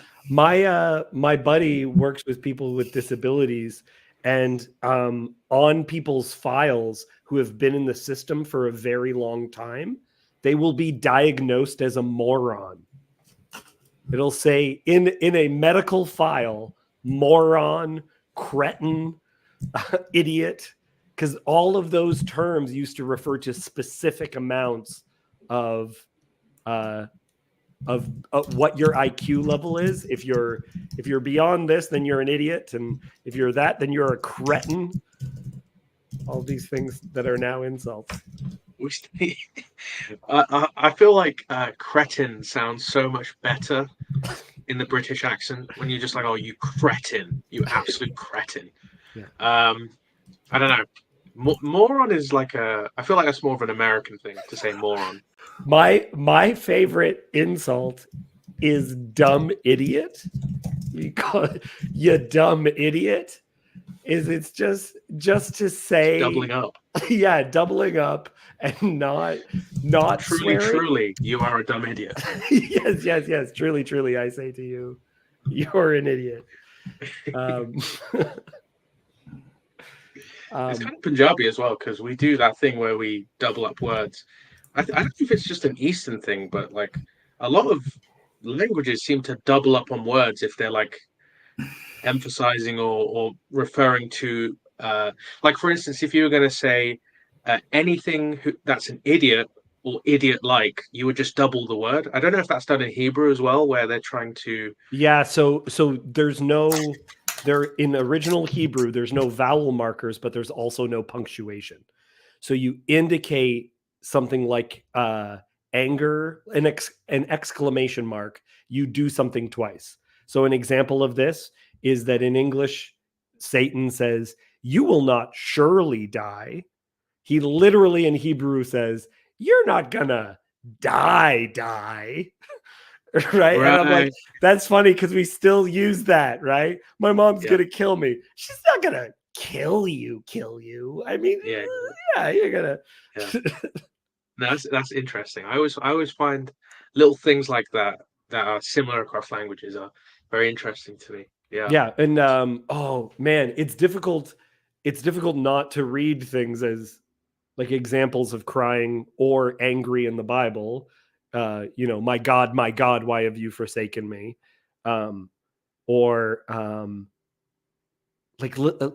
When David finds out that his son has died, oh, Absalom, my son. Or I can't even remember the order of it because it's all confused, but he says everything within there more than once as a way of communicating. Yeah, this is very upsetting. David is crying. So, dudes, in the Discord, Father Eric shared a link to Trent Horn's video that dropped today called "Is Saying Christ the King Anti-Semitic?" It's about 20 minutes. Should we play it? Time. Yeah, let's do a review. Should we review it? Live review. All right, let me see if I can. This will be my first YouTube presenting, so give me a moment.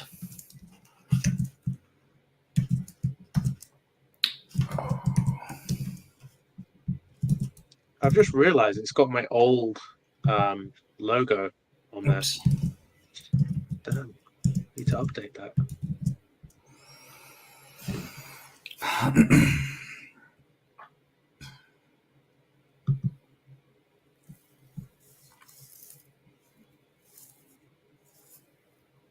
Oh no. I have to like allow it and then restart. Have you guys shared before? No, but I can give it a go. I don't know how fast my internet will be though. So Hold on.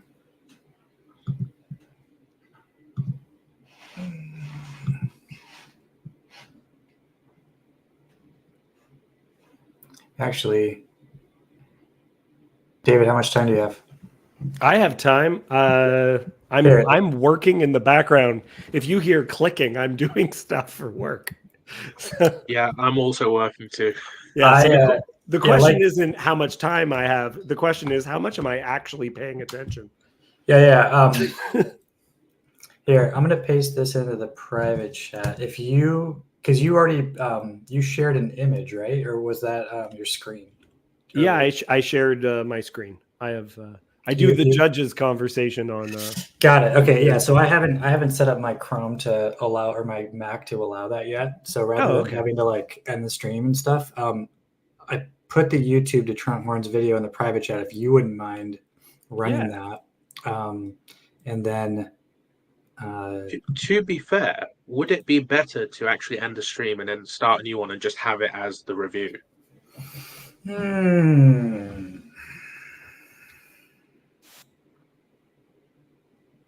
You guys tell me what. I don't care.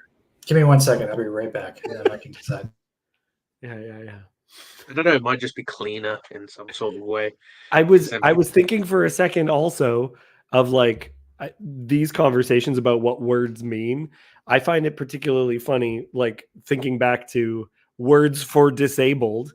It's just like literally the word retarded is the same, is tardy, delayed. Like it literally just means delayed. That's all that word means and has no more punch than just saying he's a little slow. Like saying retarded is identical to the word slow in its meaning. But I feel like the way that the word sounds, the hitting of stuff, it just sounds more like a curse word. And so takes on that connotation. And I get obsessed with words. And me and my wife will joke around about things that aren't swear words that sound like swear words. So an example is dillweed. Like if you buy dill, it just says dillweed. And we will try to figure out what is the insult. So if you are in the spice section, there was something that just said spice bag. And I'm like, spice bag feels like an insult. That feels like something that you would call someone who's Punjabi. Is you could be like, oh, that guy's a spice bag, right? Like, I mean, kind of. Right? It works. Yeah, it works. My favorite one though is my wife had a book that was just animals of North America, and there's a kind of salamander, and its name is the common five-lined skink. And I'm like, that feels like such an insult to a woman to call them you common five-lined skink. It's like, it's just a salamander. It's one letter away from being the actual thing. But also the word common is in there. I love it. All right, the verdict. I think the verdict is just go ahead and play it. Just play it here. We'll just play it through. Okay. And you could play it at like 1.25, even maybe. Does everybody have enough IQ to comprehend at 1.25 speed? Well, it's more about the people who might listen to this later at 2x, and then it's like you're really taking it in overdrive. Yeah. Let me just for that, I think we should do it 1.25. Yeah, you're right. Share screen. Where are you? Somebody mentioned also to just make sure to check the include audio button, which I'll take their word for it. It normally, the last time I did it on its own. You hear that? Oh, no, sorry. I didn't. Okay, bring it to the stage. Wire ended their relationship. Could you hear that? Yep, I can hear it. I'm going to expose myself to not understand things. Is it? Do you actually want me to go faster? No, we could do it at normal. I mean, I'm also kind of working, so I'm half paying attention, and yeah, it's okay. 2x, no. I'm going to go to 0.25, barely Great. noticeable. That's Just- right. Just a little bit of speed. The cocaine version. Yeah. Oh, no, it's Just Okay. 2 lines. That's You got to hit. Last week, Candace Owens and the Daily Wire ended their relationship. And there's been a debate about a phrase that's become popular on the internet since then. Christ is king. On the one side, you have people saying this is an affirmation of the Christian faith and a desire to not give into secular culture. On the other side, you have people saying the phrase Christ is king is anti-Semitic, or it can be anti-Semitic, and it's being used by others to express contempt for Jewish people. So let's take a closer look. Right at the outset, we should agree it is true Christ is king. This is not a bad phrase. I've used it myself several times to communicate the truth that society is not immune to God's commands. So society, any country, can't defend things like legal abortion by an appeal to separation of church and state. Christ is king over all. But that does not mean every single use of the phrase Christ is king is good. Some people who use this phrase are taking the Lord's name in vain, or they're using Christianity as a prop to promote their own sinful behavior. One example would be Andrew Tate, a self-described Muslim who is admitted to pimping women out and is being charged with rape and sex trafficking by the Romanian government. He writes, "As a Muslim, it warms my heart to see the resurgence of spirited Christian declarations. Christ is king.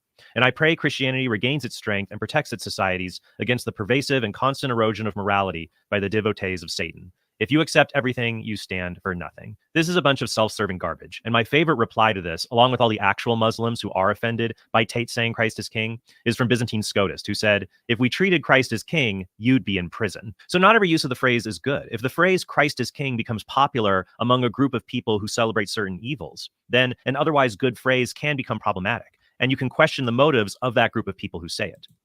All lives matter. Black lives matter. All lives matter. Black lives matter. We all agree on those sentiments equally, right? In no situation, because we know that those things are true, we can say them in any situation and there's no controversy whatsoever. Christ is king. Black lives matter. Sure, whatever. No political connection, right?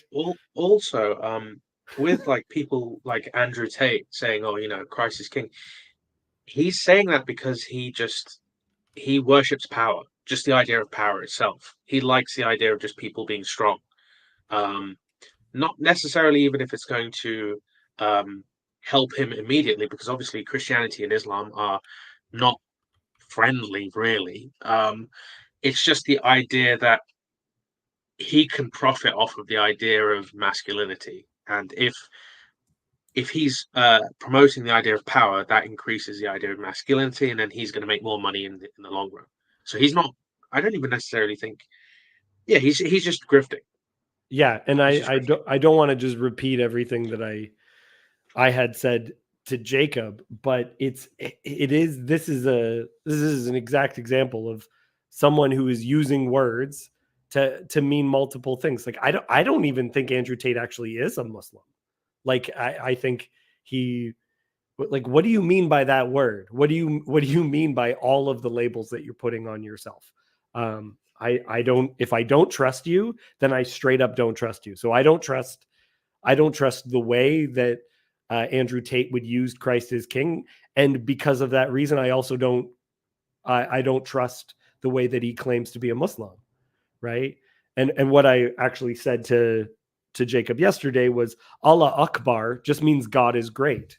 And in Maltese, Allah is how you refer to God, like God in the Bible is like Malta is almost entirely Catholic, and God is referred to as Allah.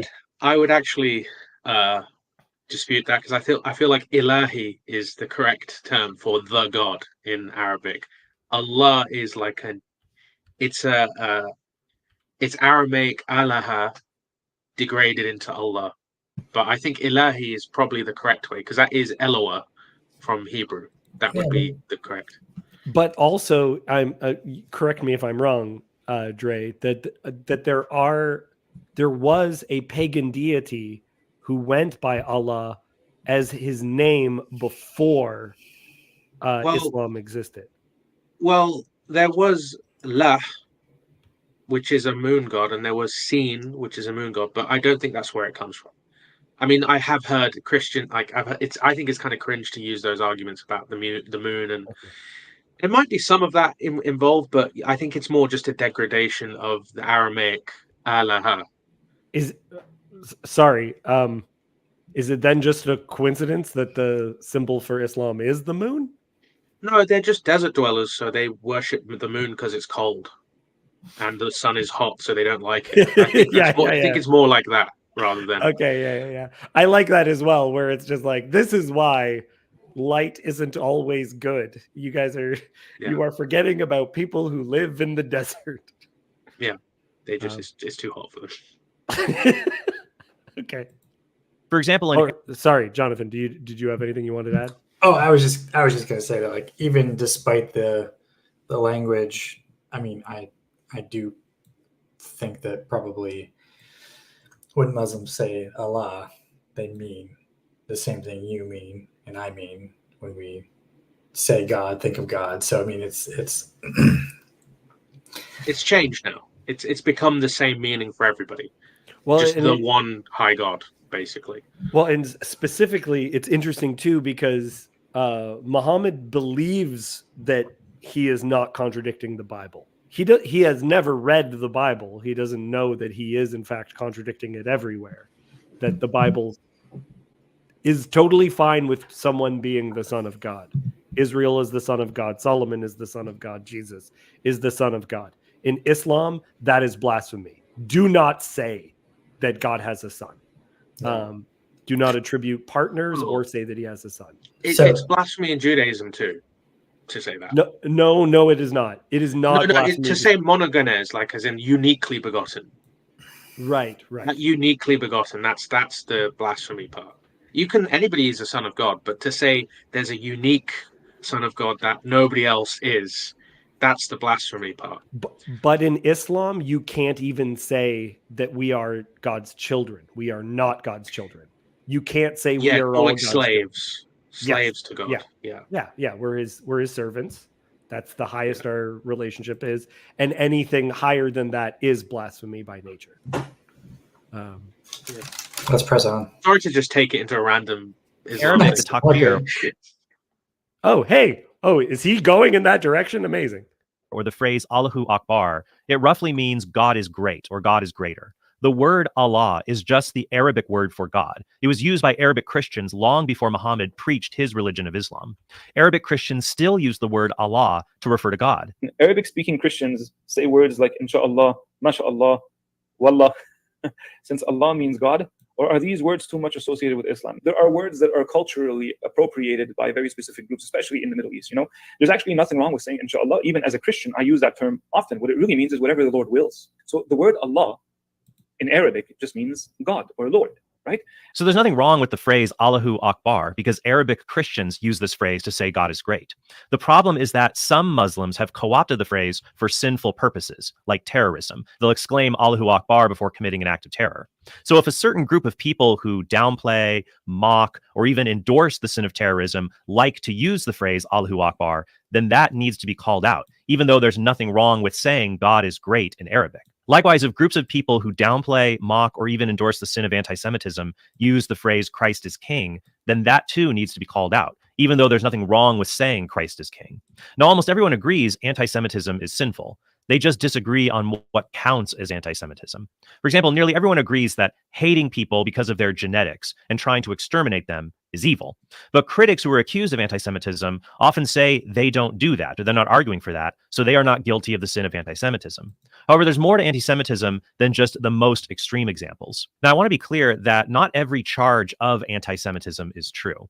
I have been accused of anti-Semitism for simply comparing the dehumanization of unborn children that leads to abortion to the dehumanization of Jewish people that led to the Holocaust. It is not anti-Semitic to be critical of the Jewish faith by pointing out that it contains falsehoods, such as the Jewish faith's denial of Jesus Christ's messianic and divine status.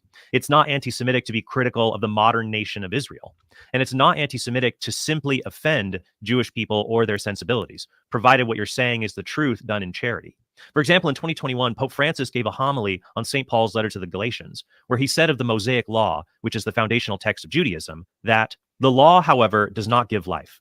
It does not offer the fulfillment of the promise because it is not capable of being able to fulfill it. Those who seek life need to look to the promise and to its fulfillment in Christ." End quote. Leaders of Judaism can we and just Israel pause it here? criticize these remarks. So I like what he was saying about, anti-Semitism is a sin. Yeah, racism is a sin. But I think we need to balance that with, if you're an Orthodox Christian, you have to understand that ethnophiletism, or extreme loyalty to one's race, like having ethnic enclaves and stuff like that, that's also considered a heresy. So you have to balance it. There's like a middle path where you can't be like, you can't hate other people, but you can't love other people, love your own people to the point of excluding others. I think you have to walk that middle path, is what I'm trying to say. I want to ask a controversial question. Do you think that people groups have character? Like have a character? Oh, absolutely. Yeah. True. Yeah. Where if you grow up around, like, it's funny because there's jokes that I grew up around Filipinos. And so there's jokes that I make around Filipinos that Filipinos love. And there will be a white person nearby being like, is this okay? Is this all right? What is he doing? Right. Well, I mean, having a character is different though than that being an essential character. Right. So, I mean, I guess like in the sense that do people have a culture? Yeah. Yes. Is that culture essential to those people? Maybe not always. I actually don't know if that would be the Jewish position, because the idea of the Jewish soul is very much essential. Well, and this gets into, again, into other people who are actually anti-Semitic. Someone like E. Michael Jones, who wrote something called The Jewish Revolutionary Spirit. Yeah. Where literally his idea is that, that Jews, in rejecting Christ, that puts into them the spirit of rebellion, and that's why there's so many Bolsheviks who were Jewish. Yeah, but I mean, I feel like he creates this no true Scotsman type of right character, where, because I don't think he thinks of like Hasidic religious Jews, for instance. He thinks about the Bolshevik, the Hollywood conspiracy. Right. These are people who he would not, I think, consider to be religious or God-fearing in any way. Right. And so it's like, if those are just Jews who are not good Jews, right, then it's either a straw man or he's sort of made up this imaginary boogeyman of a Jew. And that's not to defend him. But I feel like he's not a great example because he's kind of just too crazy. Well, I use that example though because he's a popular person online. He's for some people he was a pre-Jordan Peterson. He has a book called Logos Rising. Yeah. These are people. I think, again, it's almost like that ridiculous conspiracy chart that I showed at the beginning. Yeah. Sometimes a bad representative is a good representative if people feel that person represents them. Like, yeah. I see what you're saying. Where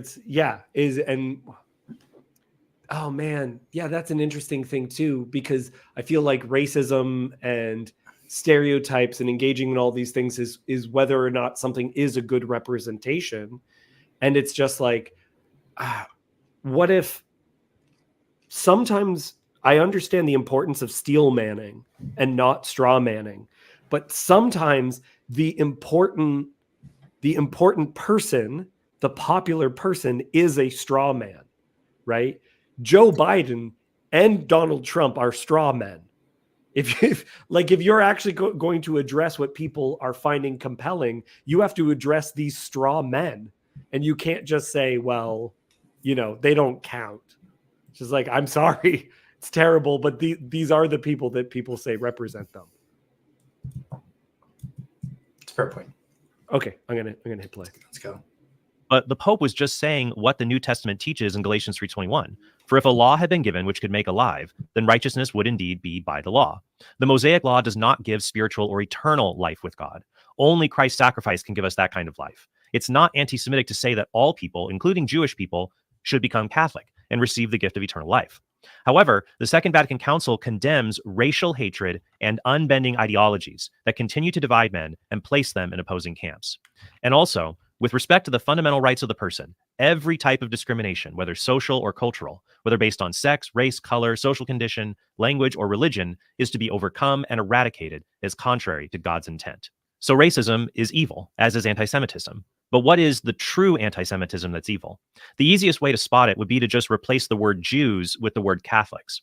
If the actions become a sinful form of bigotry when Catholics are involved, then they are also a sinful form of bigotry when they're done against Jews. So, for example, it is not anti-Semitic to argue Judaism is false, or to help Jews convert to Christianity, or to criticize the nation of Israel's political decisions, because it's not anti-Catholic bigotry to argue Catholicism is false, or to help Catholics convert to Protestantism, or to criticize the Vatican's political decisions.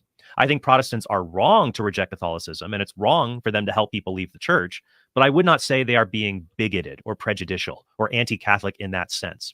Likewise, a Jew should be able to say he thinks I'm wrong about Judaism, but I am not a bigot if I help Jewish people become Christian. However, This came up when the Passion of the Christ was in theaters because people found parts of the movie anti-Semitic, which are just quotes from the Gospel of John. Which might be anti-Semitic. Which might be, but also, which some people found anti-Semitic, but also Mel Gibson was the maker of the movie, who also has said anti-Semitic things. So he didn't include every line from the Gospel of John, but he did include those words. And then also, when you're casting people in specific roles, how large of a nose do you cast people with? How are you, even in your casting, making specific decisions? All that stuff was going on. This is. I feel like that lines up in an interesting way because that was said. The movie's anti-Semitic.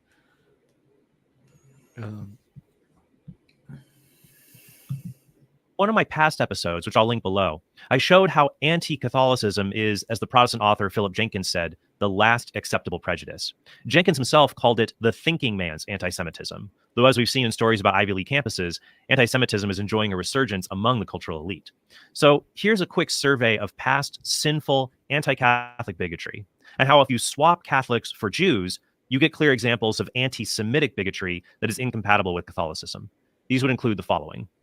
First, cartoons that depict Catholics as subversive revolutionaries working on behalf of the Vatican, including as an octopus trying to take over the world. If it's wrong to slander Catholics with these kinds of globalist conspiracies, David, can you pause this for a then second? it's wrong to smear Jews with similar. So it's interesting that it's sort of this video is taking a turn for like, I guess you think the song is about you, because I feel like he's using this to like now turn this into like a this is my real problem is this anti-Catholicism. Yeah. Here, let's talk about anti-Semitism, but like look at how bad the Catholics have it too. Anyway, and I mean we're also living in a time period where literally people will say it's not racism if it's against white people. What does he mean? Anti-Catholic is the last permissible. It's just like, what are you talking about? Yeah. Like Pete Holmes does a whole bit. The comedian Pete Holmes does a whole bit on it's a me, Mario. And he's just like, just an immigrant struggling with the language. And he's just like, I'm a Luigi, I'm gonna win. He's like, this is not controversial. No one is gonna call anyone about me doing this voice. It's completely fine. Yeah. Anyway, you can keep going. Keep going. Kinds of conspiracies. Unjust discrimination doesn't include simply being killed or imprisoned or denied a job. You can unjustly discriminate against a group. You can harm a people group by simply spreading lies about them that motivates others to commit violence against that group. For example, past conspiracies about the Catholic Church led hate groups like the Ku Klux Klan to burn down Catholic parishes because they thought that those churches had a secret weapons cache in their basement for the coming revolution spurred on by the Pope. And history is replete with examples of Jewish synagogues being burned down and Jews being killed in response to similar conspiracy theories. Number two, complaining that there are too many Catholics in institutions of power, such as at one time there being 7 members of the U.S. Supreme Court having been raised Catholic. I think whatever a religion is, it has its own dogma. The law is totally different. When you read your speeches, the conclusion one draws is that the dogma lives loudly within you.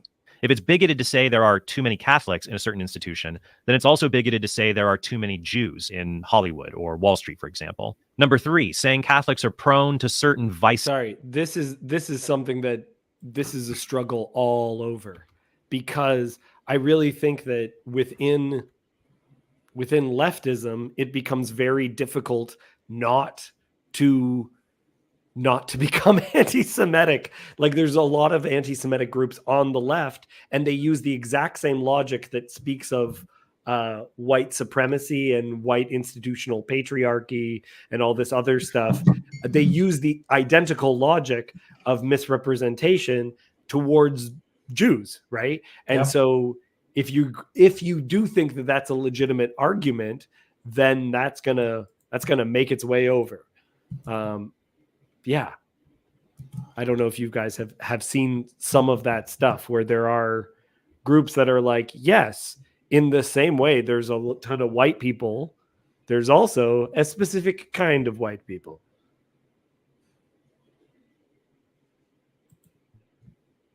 Like being drunk, aggressive, being an uneducated immigrant, or the more recent stereotype of the pedophile priest. There are, of course, individual Catholics who conform to these stereotypes, just as there are individual Jews who conform to Jewish stereotypes.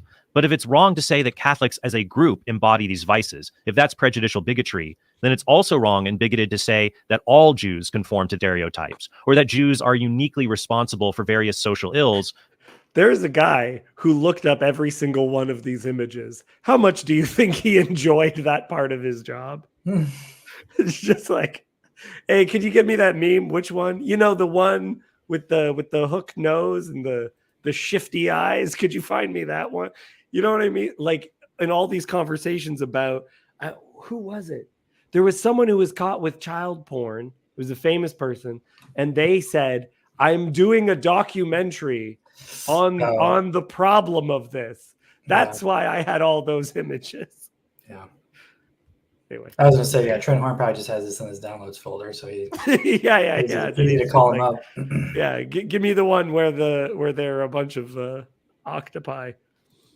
When many racial groups are involved in those ills, like pornography or abortion. Number four, saying Catholics are so bad for the social order, and so it's justified for the government to forcibly expel them, such as in the year 1700 when the Massachusetts colony passed the Act Against Jesuits and Popish Priests, which banned Catholic clergy from the colony, or to at least ban Catholics from doing things like holding political office. Anti-Semites do the same thing when they say Jews should be forcibly expelled in the present because past governments unjustly exiled and mistreated them. Using past mistreatment of Jews to justify current mistreatment is as wrong as using past anti-Catholicism to justify current anti-Catholicism. It also doesn't matter if the church did this in the past. Not everything the church did in its historical practice was good, and the church fathers and theologians were not infallible in their opinions on these matters. For example, St. Thomas Aquinas said, "The Jews, by reason of their fault, are sentenced to perpetual servitude, and thus the lords of the lands in which they dwell may take things from them as though they were their own." A doctor of the church endorsing an injustice against a certain group of people does not make those acts just. Some theologians and doctors of the church made mistakes in judgment or operated under mistaken cultural norms, and we can learn from them by not repeating They their weren't the mistakes. church. You can appreciate a Catholic author. What was that? Because they weren't the church, but you carry on. Oh, Barb. Yeah, I'm finding this particularly difficult because I do feel what is coming up out of me as they're talking about some of this stuff. Because in some of these situations, I'm like, what if that is a good representation of stuff? Like, it's funny because, I have a friend who's Jordanian, and someone was talking about things which were offensive. And what, if you know Middle Eastern people, they have a completely different definition. So someone was saying, oh, it's offensive that the beginning song in Aladdin was changed, the Arabian Nights, because there's a line that says they'll cut off your ear if they don't like your face. And it was updated to it's hot and immense and the heat is intense. It was something like that, where it's just like they just try to make it completely non-offensive. And my friend who was Middle Eastern was just like, I like the other one better. It's funnier. And I was like, okay. Doesn't find it insulting at all. Yeah. Zizek has a good bit about like racism amongst, minority groups. And like while he does this. Yeah. And like, yeah. Deals with the cocaine habit or something. It's not racism. It is solidarity. I don't care about your stupid ethnic dances. I want dirty jokes. Yeah. All right. So Trey's asked us twice. What do you think about Piss Christ? So I think that was also a weaponized, plausible deniability kind of art piece where it's like, look, like this symbolizes Jesus being like amongst human, depravity, right? Do you guys know what the Piss Christ? Yeah, I know what the Piss Christ is. So it's like, yeah, sure, but like, is this a celebration of Christianity and like was this meant to support or otherwise elevate Jesus and Christianity? Like the answer is like no. It's like provocative, right? And so it's like, I think that. Okay, so Trey says it was by a Catholic. Well, I mean, I think that's the problem with names and self-identification. I don't think that was done by a Catholic. The same guy. The guy might have been baptized when he was 5 because he happens to be, Latin American or something. But like, I'm a Catholic. I mean, come on. I mean, maybe that guy did a. Now, side note: the lighting is pretty good on Piss Christ. If you're just analyzing it from an artistic standpoint, the lighting is pretty good. But that same guy did a cover of Metallica with other bodily fluids. We'll just leave it at that. The Load. He was the guy that did the Load cover. Yeah. That's I put it this way: like when I was saying earlier that like don't go by the subtext or the abstracts that people are saying. Just look at what they're actually doing, and that's only what exists. If you look at that art piece, I don't care if he says, "Oh, this represents this ethereal blah blah blah." I don't care. You've put a picture of someone who's held in esteem by a religious group into urine.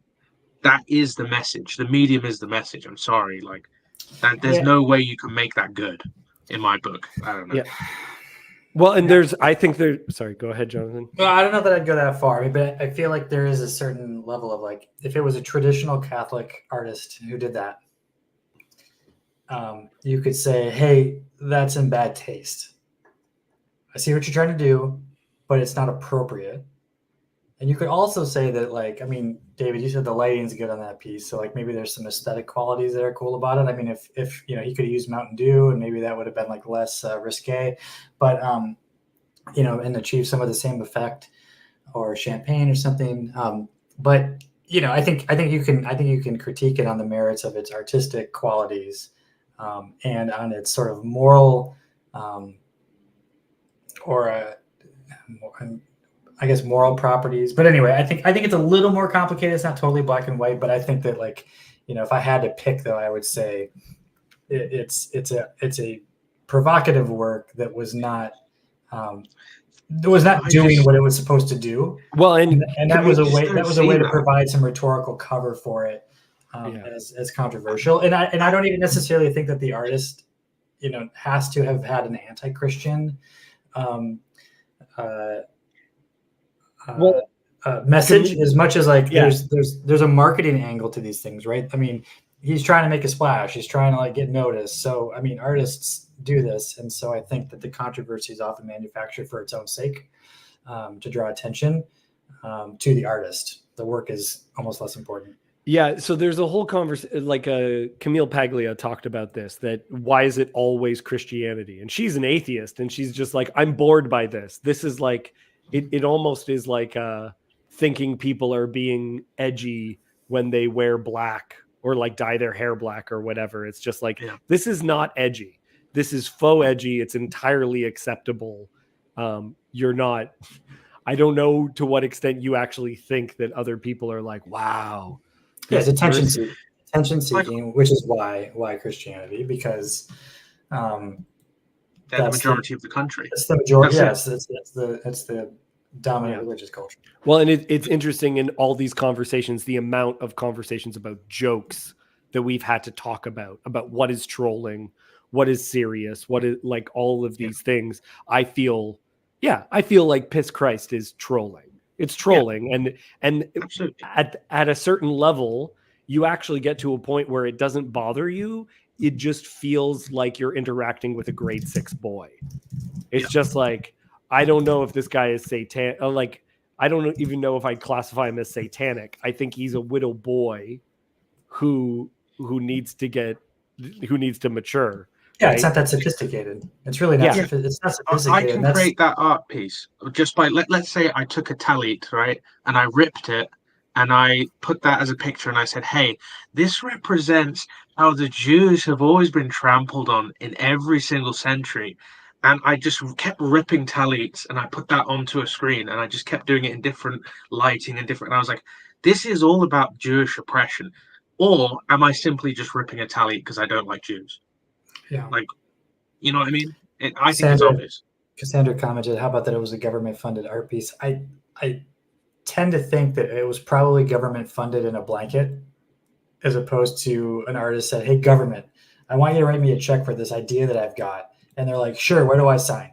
I think probably there was a recipient of art funds. And unfortunately, sometimes those funds go to things that end up being controversial. So I don't know that it was...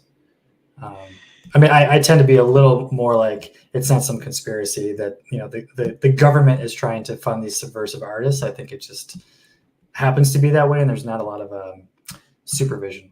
Anyway, we can keep going if you guys want to. While recognizing that not everything they said was good. Many people like G.K. Chesterton, for example. But Chesterton also said, it is not that Jews are traitors, but rather that traitors are Jews. The fact that over 1,300 people liked this tweet quoting Chesterton refutes Catholics who say anti-Semitism isn't even a thing anymore. Finally, it's anti-Catholic to claim to be a historian while rewriting Catholic history to suit your anti-Catholic prejudice. This includes falsely blaming Catholics for things in the past they did not do, like burning down the Library of Alexandria, as well as ignoring actual injustices committed against Catholics, or even claiming the injustices were made up and never happened. This kind of person is not an eccentric historian. They'd be an ideologue wielding history as a weapon against Catholics. And anti-Semites do the same thing when they falsely attribute historical crimes like blood libel to Jewish people and reject true crimes committed against Jews, like the targeted murder of Jews during the Holocaust with instruments like gas chambers. It is anti-Semitic to deny the traditional view of the Holocaust if you are doing so that you can have free reign to extol the anti-Semitic virtues of someone like Adolf Hitler and use them to slander the Jewish people as being a threat to society. And many people who do this like to say Christ is king while they're doing it. That's why the phrase Christ is king has recently become so problematic. Not because of the phrase, but because of a small group of people associated with it. For example, here is Nick Fuentes, a well-known Holocaust denier, at a rally discussing the alleged problem of too many Jews being in powerful positions in society. I'll play the whole clip so I'm not accused of taking what he said out of context. Now you have in the universities, in the media, in Hollywood, in finance, in government, and some people say, well, they're not all Jewish. It's like, okay, well, it's half or 2/3 or 3/4. What's the other quarter? What's the other third? What's the other half? It's not Catholics. It's not hardcore God-believing Christians. It's all kinds of other atheists, nihilists, postmodernists, whatever you want to call it. And so I don't want to say, hey, let's all attack one group, but there's a big problem when the leadership isn't Christian. We have big problems as a society when the people aren't Christian. What happens when the king and queen aren't Christian? What happens when the aristocracy isn't Christian? What happens when the cities and the business owners aren't Christian? Well, take a look around you. It's exactly what we have now. And so many of the problems that we can point to, which are blamed on various things, ideology, government, on other groups or populations, can be attributable to the loss of faith and the loss of adherence to an objective morality. Now, I agree with him. It would be better if faithful Christians ran society. So that's not a bad thing to peacefully work towards. However, what Fuentes says next takes an anti-Semitic turn. And so, that's a long way of saying I love Hitler. Okay? That's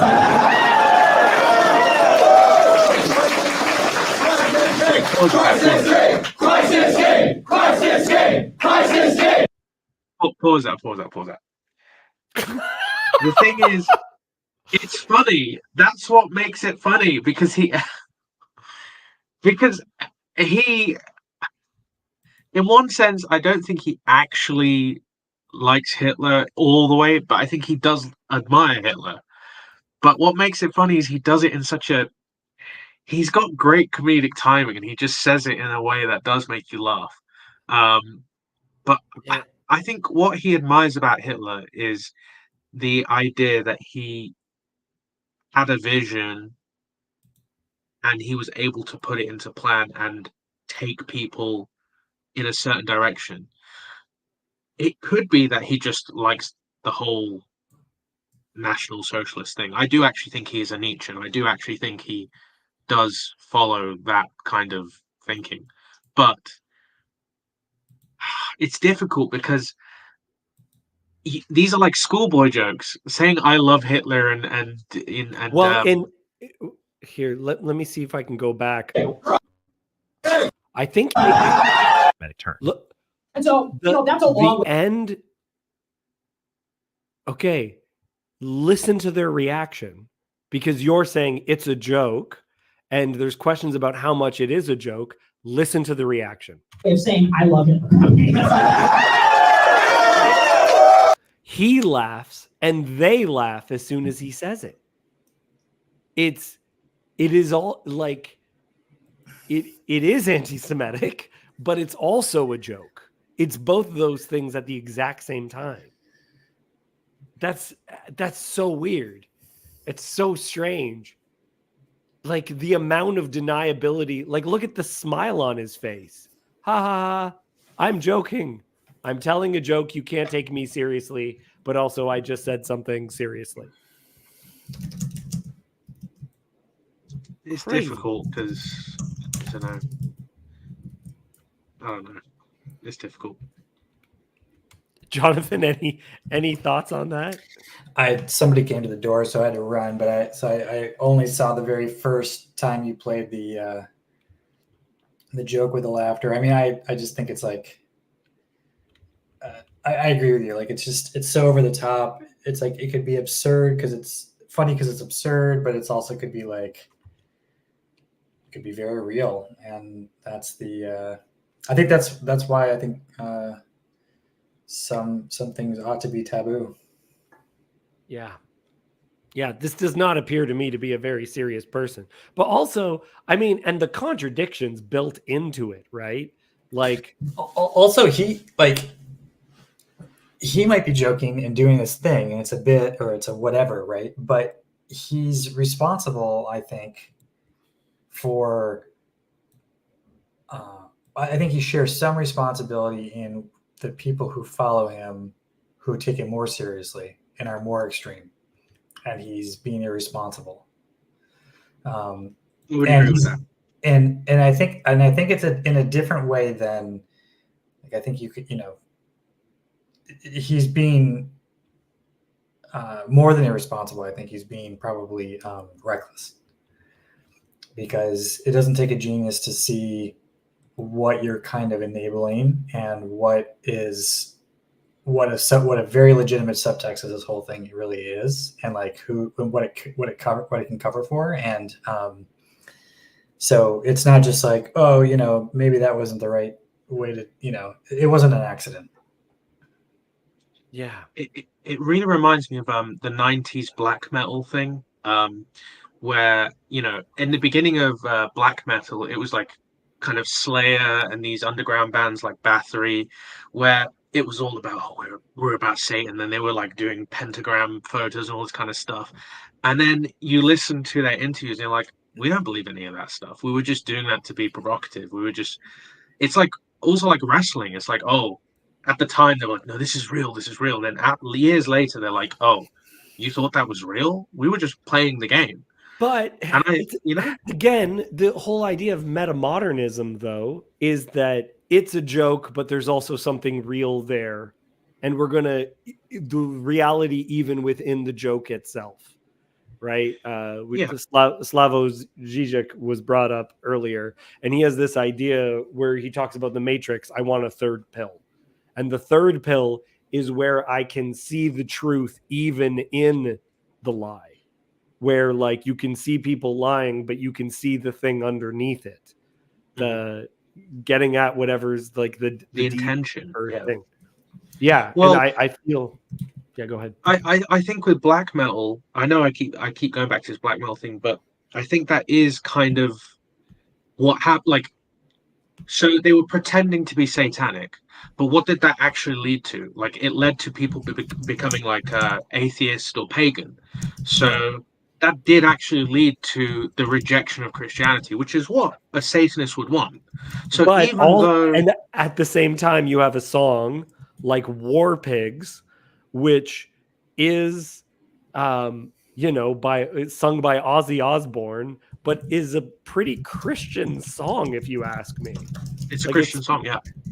Yeah. It's speaking generals gathered in their masses, just like witches at black masses, right? Speaking of death and destruction and everything, and Satan's laughing as all these things occur. It's using like, is that a satanic song? Is Black Sabbath? That was Venom's main contention with Black Sabbath. Venom. So I don't know if you guys do you know Venom, the band?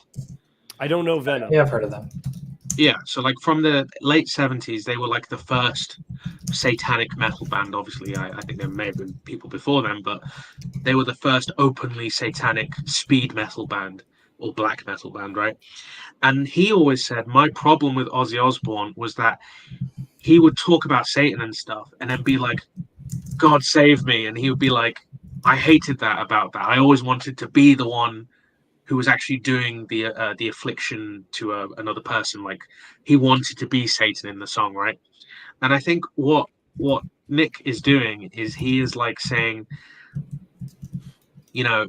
the things that I like about these jokes, for instance, like Hitler jokes and stuff, is it's transgressive, it's edgy, it's something you're not allowed to say. But he's going that extra step and saying, I actually want that to be true. I want the edginess to be the actual joke.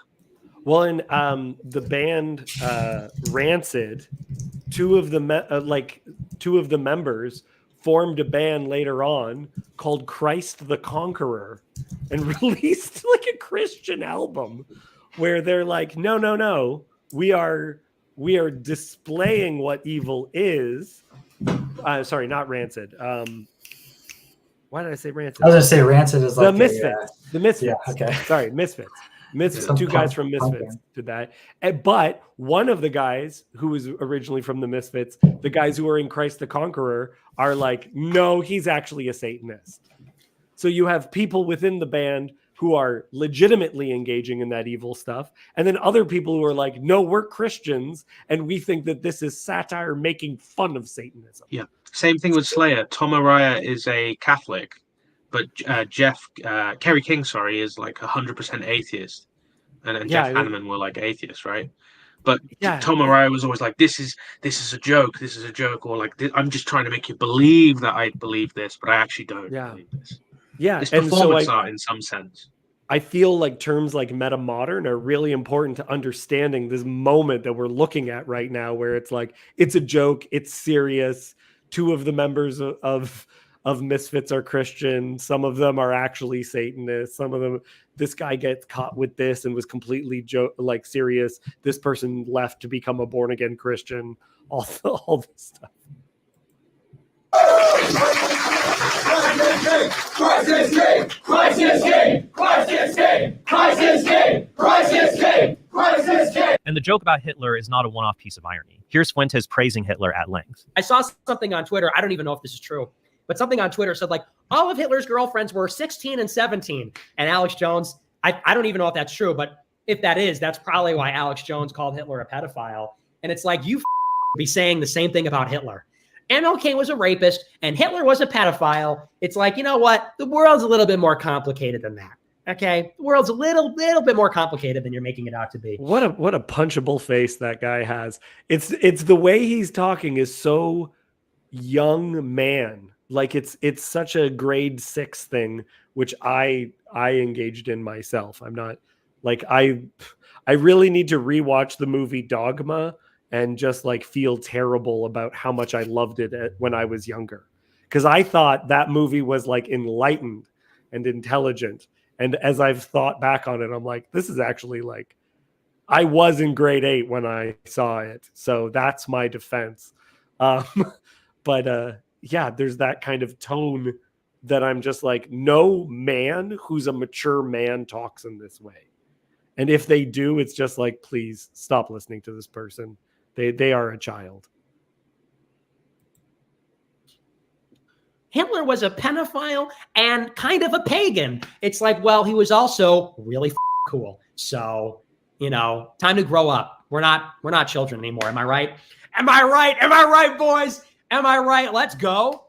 He was also really cool. And any boy knows that. Anybody that watches these videos where he's rolling down the street and stuff, it's like, this guy's awesome. This guy's cool.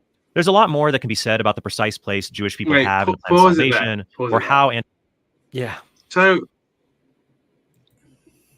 when you're a kid, like a young man, maybe say like 14, 15, 16, you think that dictators are cool just because they can Dictate. enforce their will on the other. Yeah, exactly. Like put their will into the world and make that, And I think that's why it's funny, is because he's got that kind of like 14, 15-year-old humor, and he's extended it, and he's basically trying to justify.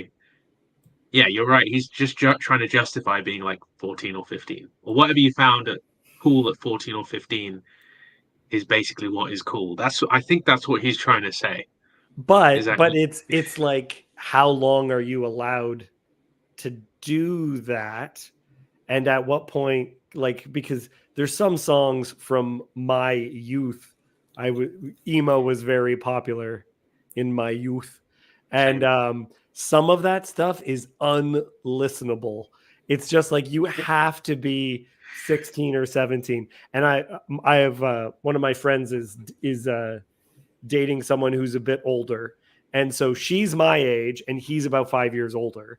And we were on a road trip and we were listening to these terrible emo songs, and he wanted to contribute, and he brought in this song, and I was like, no, this song is too mature. What I liked about these bands, part of it is their immaturity. I don't want to hear a grown-ass man who's mature talking about these things. It's gotta, yeah, it's a bad look. Absolutely. I agree. But, yeah. Do you have any idea how old Nick Fuentes is? I think he's about 25. Yeah. Something like that. He does. Yeah, he looks like Lord of the Flies. Yeah, looks like a widow baby. Anti-Semites misinterpret the Bible and previous magisterial teaching. I may address those issues in a future episode, as well as refute the arguments anti-Semites make in defense of their various conspiracy theories. For now, my goal has just been to show that anti-Semitism, which mirrors anti-Catholicism in its conspiratorial slandering of a people who seek to worship God, is evil. And no one who proclaims Christ is king should be celebrating evil, ever. In 1925, Pope Pius XI established the Feast of Christ the King because, as he put it, the rebellion of individuals and states against the authority of Christ has produced deplorable consequences. These deplorable consequences included godless states like the Soviet Union, but it would soon manifest in counterfeit state-sponsored religions. In 1937, Pope Pius XI had an encyclical written in German, smuggled into Nazi Germany, to be read in Catholic churches. It condemned those who idolize race and said, "Whoever distorts and perverts an order of the world planned and created by God, he is far from the true faith in God and from the concept of life which that faith upholds." Many of the Nazi elite believed National Socialism was incompatible with Christianity. However, some Nazis tried to create a framework called positive Christianity that would use a Nazi view of the faith to unite Protestants and Catholics. But positive Christianity was only appealing to about 500,000 so-called German Christians, whose beliefs are chronicled in Doris Bergen's book, Twisted Cross, The German Christian Movement in the Third Reich. Nazi theologians also promoted this view by establishing the Institute for the Study and Eradication of Jewish Influence on German Religious Life. This is chronicled in Heschel's book, The Aryan Jesus, Christian Theologians and the Bible in Nazi Germany. Fortunately, brave Catholics and Protestants like Dietrich Bonhoeffer and Father Maximilian Kolbe were willing to stand against the Nazi appropriation of Christianity, eventually paying for it with their lives in Nazi concentration camps. For these men, Christ was truly their king, and Hitler was not awesome. Denying the Holocaust happened is a slap in the face to the real Christians who were willing to give their lives to save people from genocide. The true spirit of Christ the King can be seen in a secret radio campaign led by Sefton Delmer, a British journalist who was born in Germany and knew Hitler personally. These radio shows that sounded like real German broadcasts hurt Nazi morale by broadcasting Allied victories, as well as rumors of things like Nazi officers sleeping with German soldiers' wives while they're dying on the front lines. However, one of the stations was hosted by a rural Austrian priest who didn't resort to any propaganda or falsehoods. All he did was describe true reports about how thousands of sick people, political prisoners, and Jews were being killed in concentration camp gas chambers. And the station's name was Christus der König. In English, Christ the King. As we enter into Holy Week, I pray all of us will strive to make Christ the King of our own lives and reject any ideology that would slander the Jewish people, since our Lord said in John 4:22 that salvation is from the Jews. Thank you so much, and I hope you have a very blessed day. Okay. With that last bit where you said salvation is of the Jews, that is a very specific sentence referring to the idea that Jesus is from the Jewish race. I think there has to be a line made between criticism of Judaism, criticism of Jewish people, and anti-Semitism. I don't think those are all the same thing. And I think there's like a muddling up of all those three things when people are getting into arguments about this. So you have three categories I think you've just described. You have criticizing the religious system, belief, structure. You have criticizing the individual and criticizing the group as a group. I think that's the anti-Semitism, is when you lump them in a group. Yes, yeah. Yeah, absolutely. And the only thing, and specifically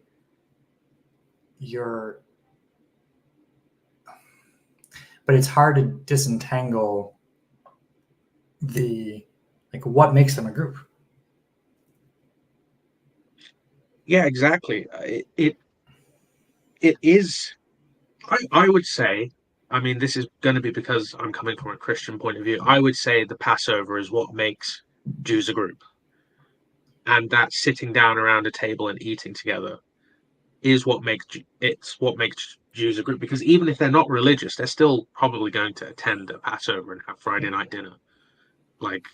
So I think that's where the locus of community life comes from in Judaism, I think.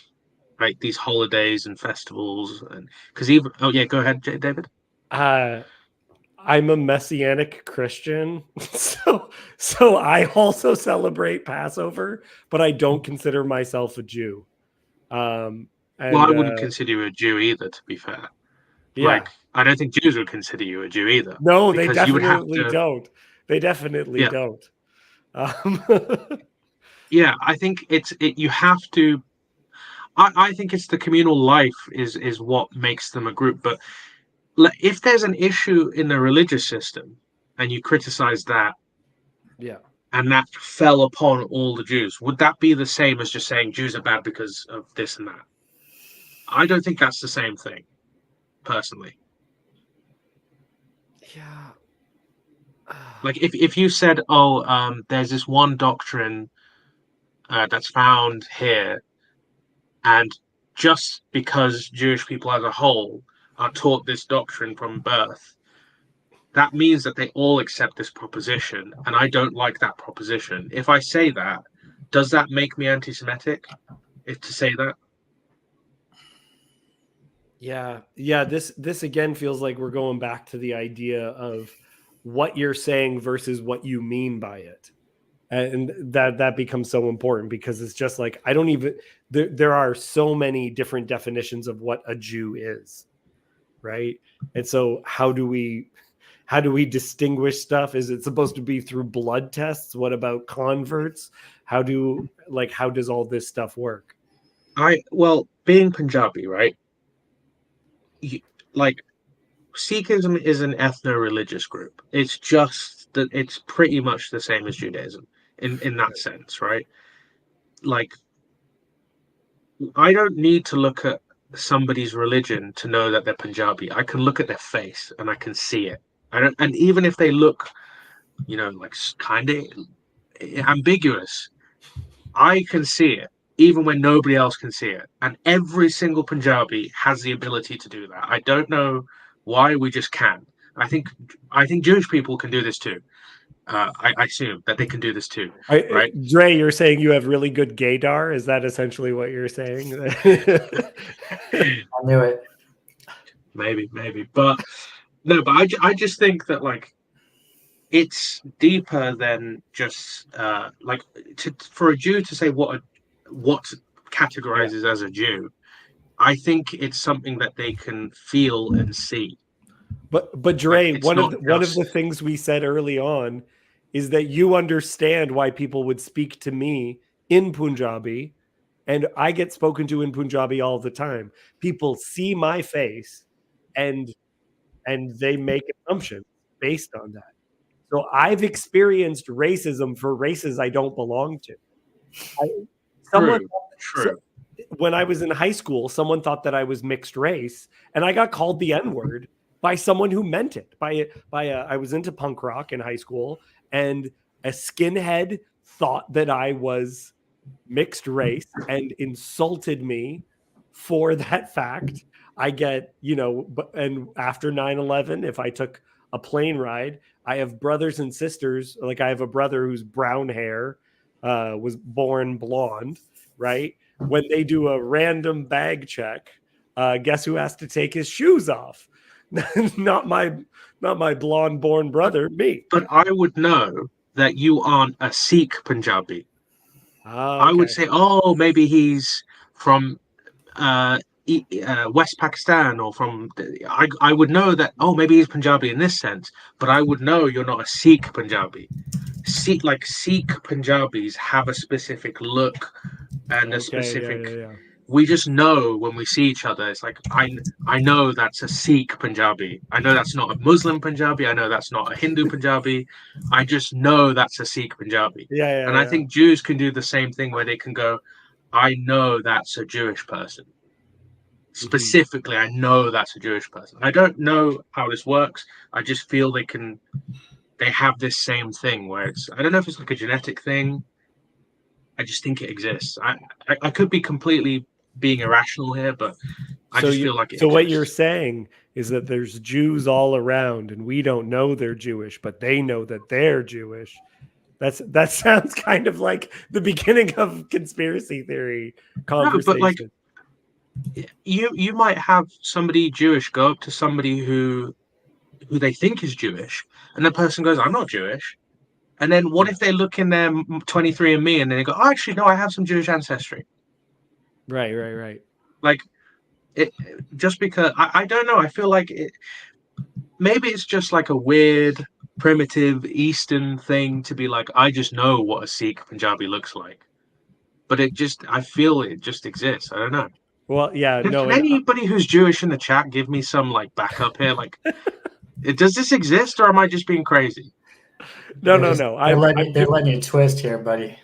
Yeah. I'm giving you a hard time. I don't think that you're incorrect. And Dre, I do think it's important that you're here, because it is dependent upon off-white people to talk about things that I've experienced myself, where you can make jokes about stuff, and it's just like, man, if it was all white people would think that this was anti-Semitic or that this was racist. But thank God that there's Filipinos, because Filipinos love, like, when someone says that they're Filipino, I always say to them, actually, it's pronounced Filipino from the Philippines. And they think that's hilarious, right? But non-Filipinos were just like, was that okay? Did he just, was that all right? And it's just like, yeah, it's totally fine. From the Philippines. Yeah, I definitely do think that this conversation would be a lot more difficult if there wasn't somebody who wasn't white. yeah. But no, I don't know. I think what were we even talking about at the beginning? I can't even remember. How did we get here? I don't know. All I know is that I just feel like tribes can sense who is a part of their tribe and who is not a part of their tribe in some sort of, like, I don't know if it's like an evolutionary thing. Oh, that's an interesting idea, because the whole idea of picking up dog whistles is people outside of the tribe being like, oh, I think they're actually part of the tribe. And like, and a lot of claims of racism and stuff is just like, oh, they're actually part of the tribe. It's what you're saying in this like demonic turn that I actually know. I know what you're doing. I know what you're getting at. And it's something completely different. Yeah, I think that's what's going on, is like they're creating a tribe. Like Nick Fuentes specifically, or that guy, is creating a tribe of people on the internet.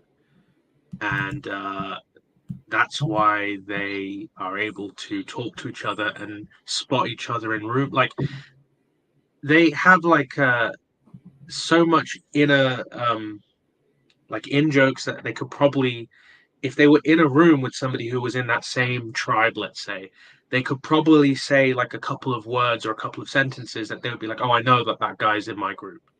I think that's what all this dog whistling stuff is they're just creating a tribe that's on the internet. Just like how people create tribes in real life. That's kind of what's going on. I think it's just tribal warfare, but just digital tribal warfare. I don't know. Maybe I'm just I think there's some truth to that. But what I think we can all agree on is that whoever is king, the king is still Jewish. Judean, yeah. Judean.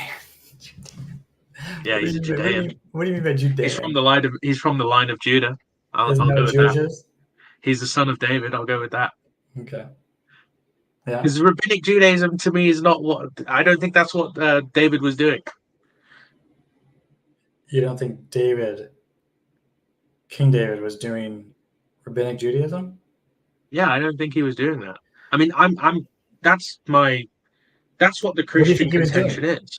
What was he doing? Well, we think he was doing a temple-based religion that was whatever the Israelites were doing. We don't think that like they were doing, like, the rabbinic system possibly comes from Ezra.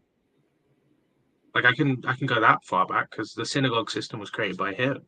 But we don't think that like David and Joshua and all those guys. Wait, you just said the synagogue system, but we were talking about rabbinic. Oh, so the rabbinic system is based off a rabbinate. Which started with who? Well, starts with an M. It depends. It depends on. Well, that depends if you think Moses was called a rabbi.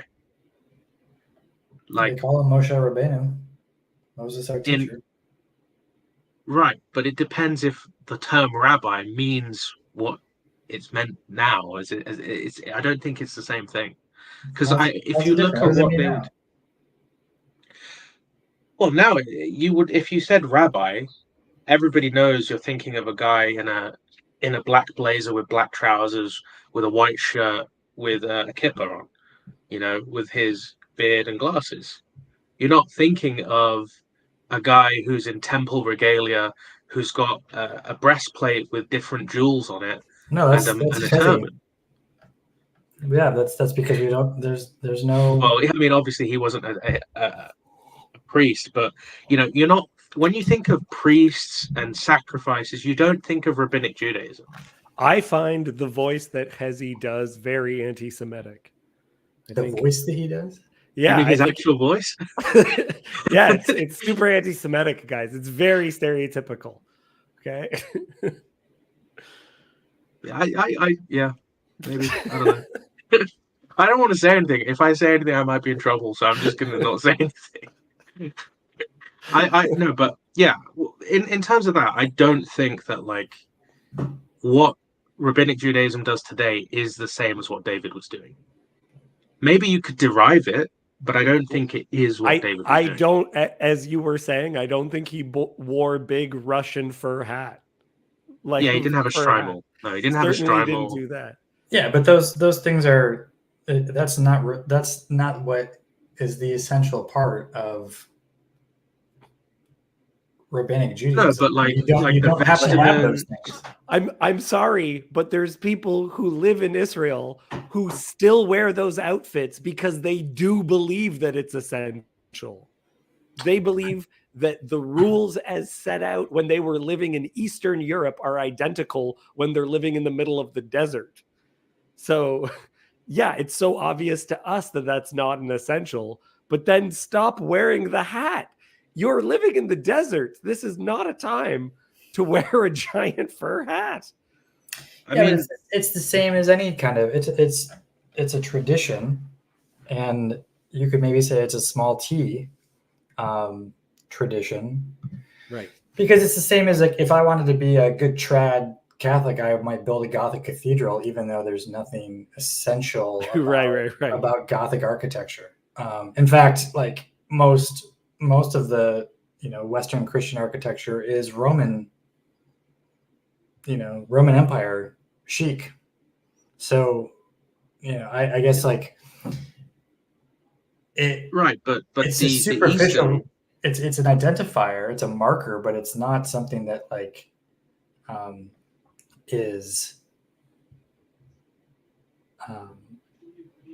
I guess if you equate the superficial things with what is meant by like the rabbinic tradition or the rabbinical Judaism, I think that's a mistake.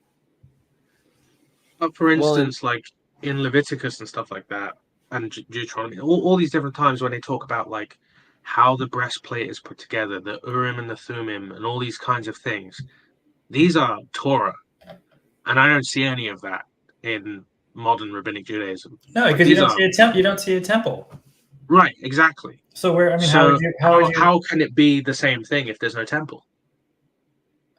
Well, there was a period before there was a temple, then there was a period after the first temple, and then there was a period after the second temple.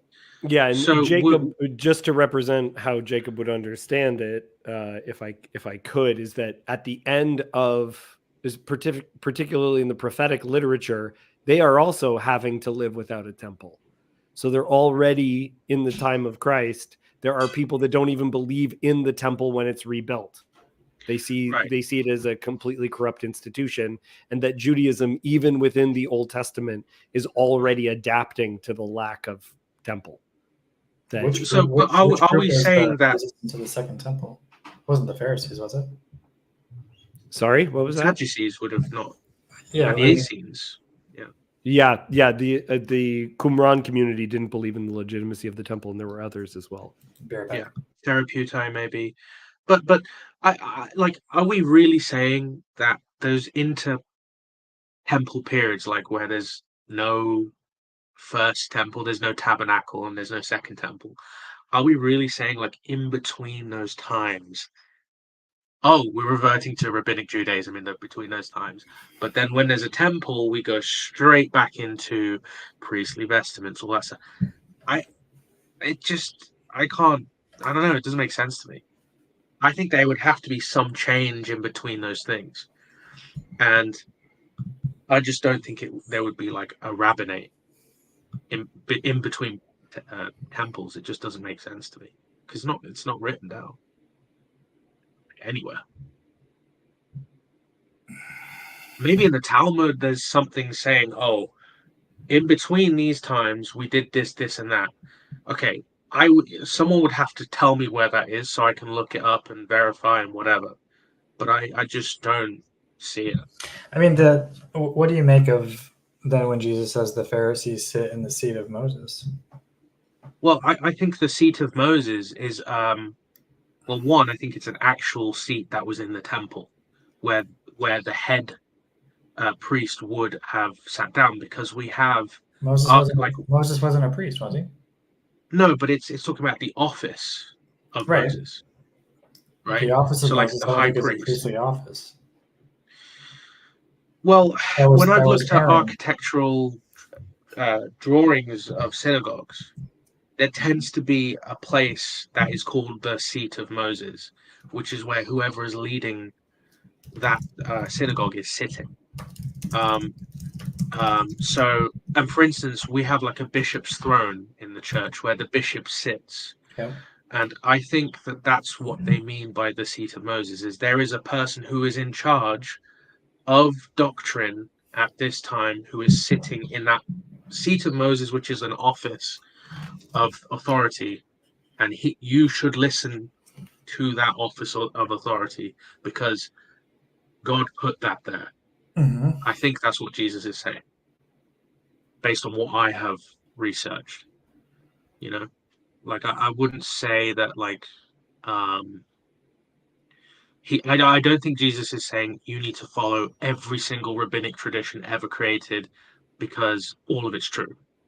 That's where I think the jump is for people on the Jewish side, is they say that Jesus is affirming every single rabbinic tradition. I don't think that's true.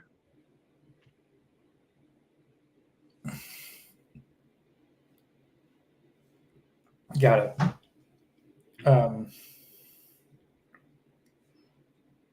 Which ones do you think he Was affirming? Yeah. Well, I think anything to do with temple worship that was directly from, like things like Semicha may have. I think that's probably true because that's carried on in the church. But you also see it in like other sects of Judaism. This idea of like Semicha. There are things that you can see that are attested to in not just Pharisaical Judaism, but in other forms of Judaism. And I think that is what's adding, that's what gives it veracity. So that's one measuring stick, I guess you could say, of the tradition. Also, I think you can just look at archaeology and the historical attestations, like what were they actually doing at that time? So we can look at like what other people were writing about them. And I don't think you're going to find a rabbinic port in like pre-Second Temple or anything like that. I think you're going to find a lot of precursors to rabbinic traditions, like how they wash their hands 3 times. Maybe that was a real thing. I don't know. It probably was. Like you wash your hands 3 times and things like that, and wash your feet 3 times and all that stuff. Like I think maybe that's there. But I don't know if you need to go into like let's think of a rabbinic law. Oh, at Purim you have to get drunk as until you can't deduce Hanan from something else, and then you have to eat as much meat as you can. Like I don't. That's a rabbinic tradition, right? That's in Mishnah Torah or Wars of Kings or something like that. Mm-hmm. And I don't think like that to me doesn't even sound correct. Like the idea of getting drunk and eating loads and loads of meat, that sounds like it's against the Bible. Personally, I always thought the Bible was like about moderation and things like that. So there are things like that that could be added on. Like, you know, just that particular one. I mean, a lot of this is interpretation, like as we were talking about the interpretation, which goes over top of the thing. And is this legitimate or is it illegitimate? Specifically with that, it speaks of the descendants of Haman to be forgotten. So how they are forgotten is that when you publicly are doing a play on Purim, whenever Haman's name is said, well, if his name is in the text, then we're going to remember who he is. So our interpretation of that and what becomes culturally significant is everyone is given noisemakers.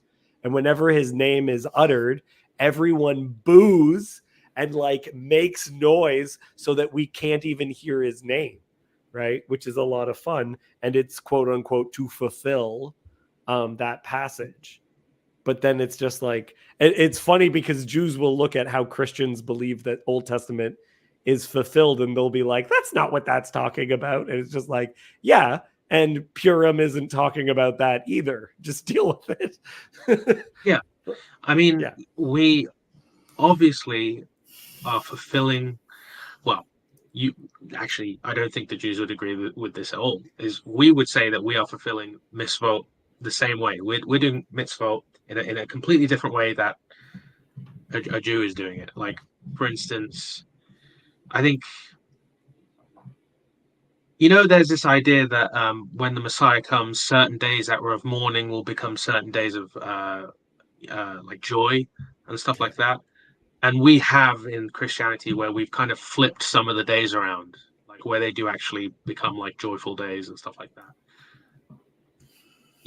A Jewish person would say, yeah, go ahead. Yeah, and again, interpretation of how those things are understood. The first time I read the book of Isaiah, I thought it was kind of anti-Semitic. I was just, these Jews, what is the problem with these Jews? And I'm just like, oh, no, yeah, but you have to understand it from, you know what I mean? Like, if you read, yeah, I understand that people read the Gospel of John and they interpret it as anti-Semitic. But I literally felt that Isaiah was anti-Semitic the first time I read it.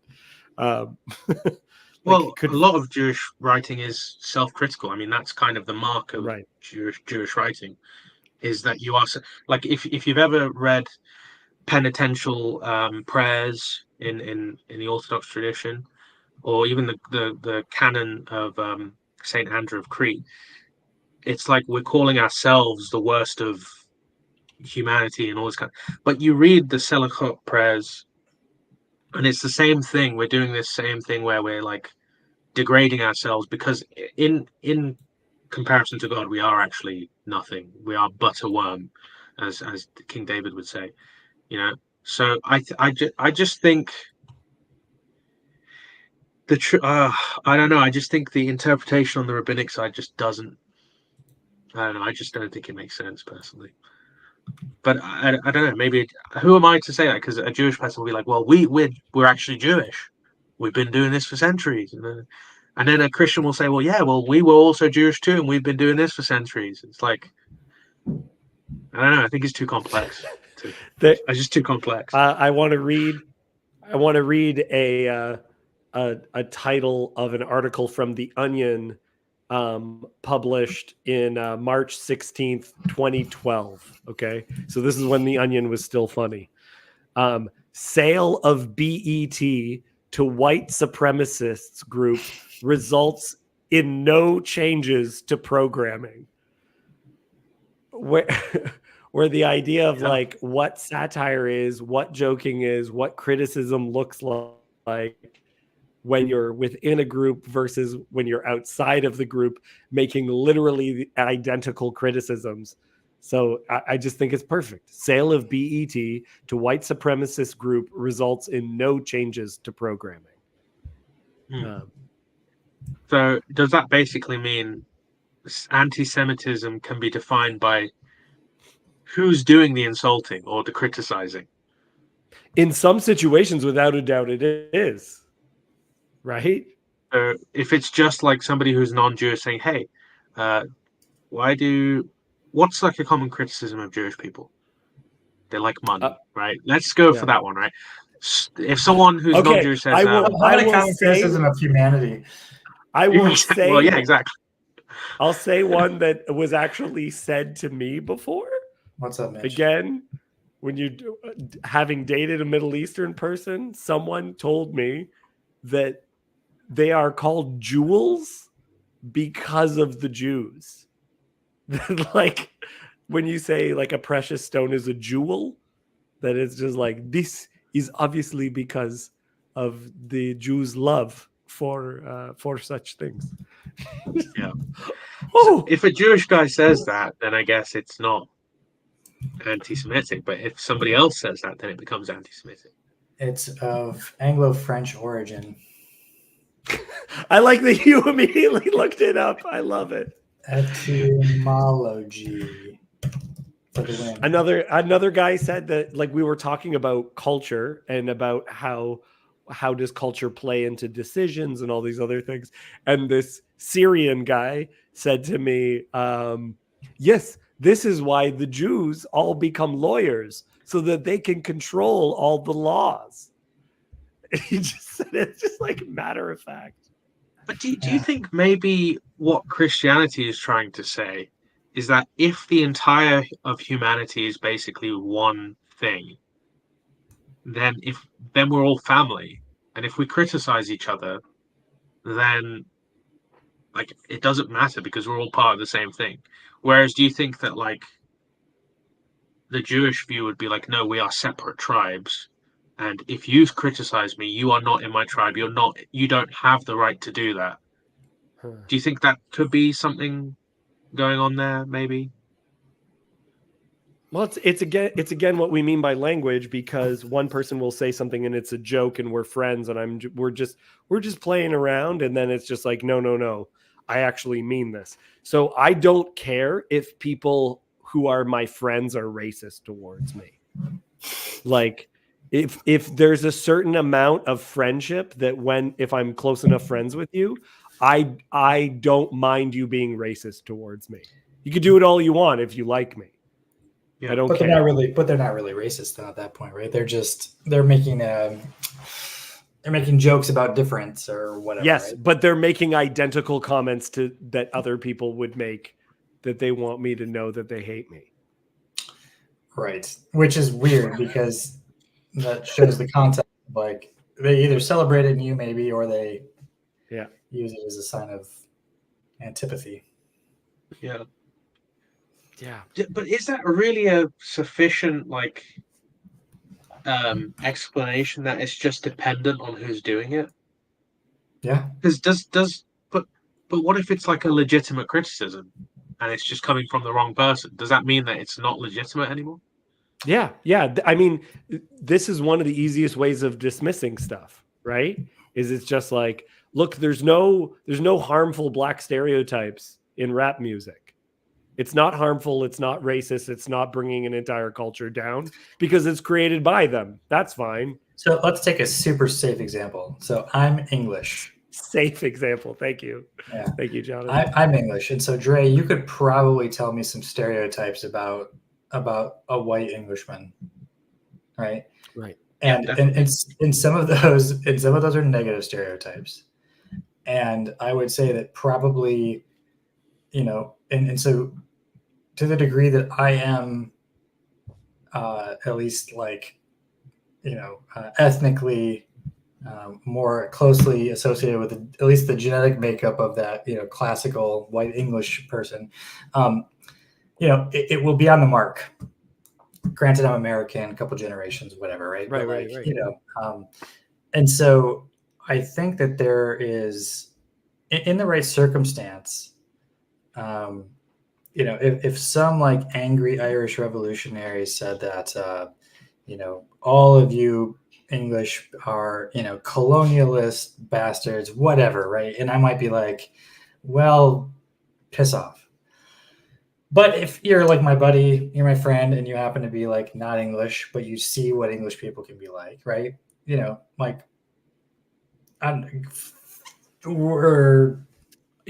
uptight. Please express an emotion. Yeah, exactly. There you go. So, and I'll be like, all right, guilty as charged. I will try to, express more emotion and be less uptight, right? I can take the criticism. I can see that it's like that. And I guess I'm not going to say I'll give you one no, that English people do. Bring it, please. They are obsessed with systems. Yeah. Over analytical. Yeah. Thank you for doing so in a British accent, Trey. Thank you. That's right. It lets some credibility. But it is interesting too, because I, having grown up among Italians, Maltese is essentially Italian. Growing up in that way, but I was just surrounded by Italian Catholics. Learning about Italian stereotypes really helped me deconstruct how I understood myself, where my family just yelled all the time. We were hot-blooded Mediterranean people, right? And like when I first married my English wife, the first time we were playing a game, and it was divided like boys versus girls. And when it was the girls' turn, my brother made like a farting noise. It was just going like while it was my mom's turn, and my mom immediately started crying. And my dad immediately started yelling at my brother, Michael, how dare you? And then my brother's just like, I didn't mean it. What was it? And my wife, her eyes just go huge. And then the most insane thing happened, which is 20 seconds later, my mom stopped crying, everyone stopped yelling, and we just kept on playing the game and having a good time. And Katie, my wife, just was like, if that happened with my family, we would talk about it secretly for a decade. You guys, it was nothing. Yeah. You The rest of your life, on. yeah, the rest of your life would have been punctuated by that moment. And like when I get into an argument with my wife, I'm like shaking because I'm just trying all the time not to yell because I come by it naturally.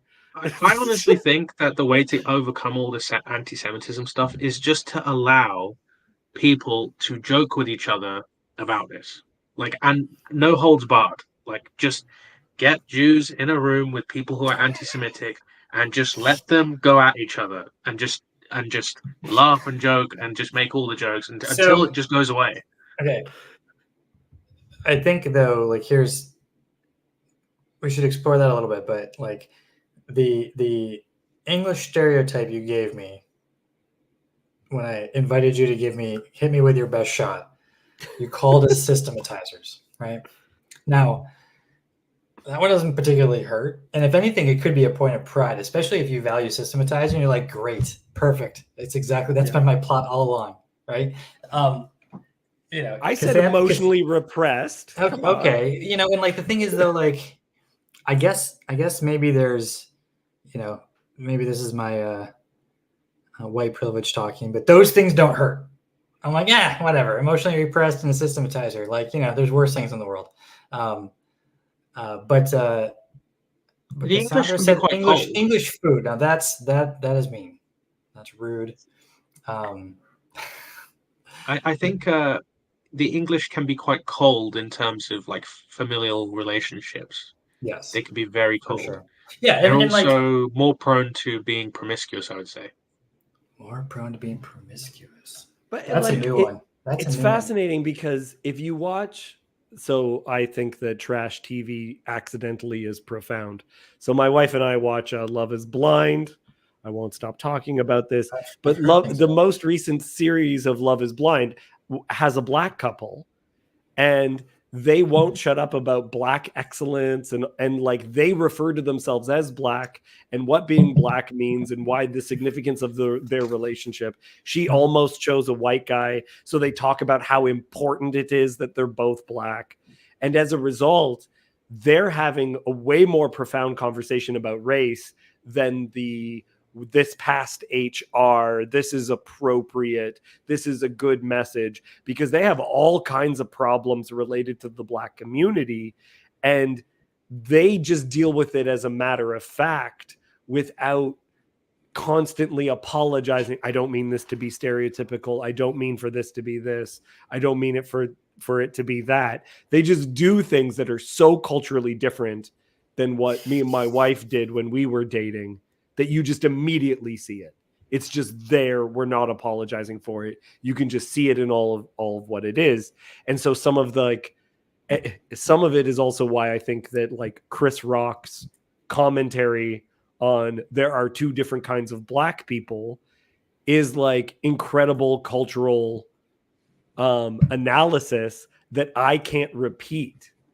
Because if I repeated it, it would be racist. It'd be incredibly racist. And I'm sure people who are racist have said it, right? Like, does that make it true or false?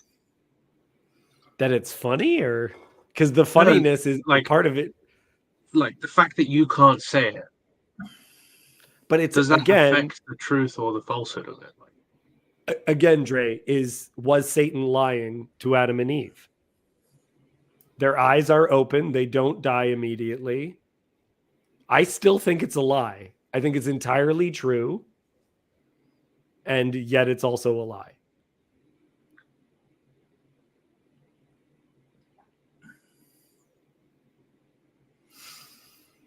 I don't know. I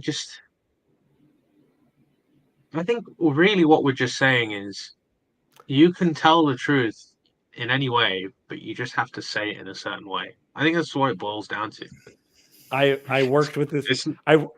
I worked at this place one time, and I had these interactions with this girl. We worked 3 shifts in a row on a weekend. It was the first weekend she worked at this place that I worked. And so we had spent like, I can't even remember. They were long shifts. So I had spent over 10 hours with this person. And we got into all these conversations. It was a slow weekend. So we were talking a lot. And this girl was starting to flirt with me. And, you know, there was a way that she was engaging. And then at the end of the 3rd day, someone else brought up the fact that she had a boyfriend. And I looked at, and I think they were responding to the way that we were communicating with each other. And I looked at her and I said, you have a boyfriend? And she looked at me and said, I didn't say I didn't have a boyfriend. And I was just like, oh man, we all know what happened. And you get to pretend that none of it happened.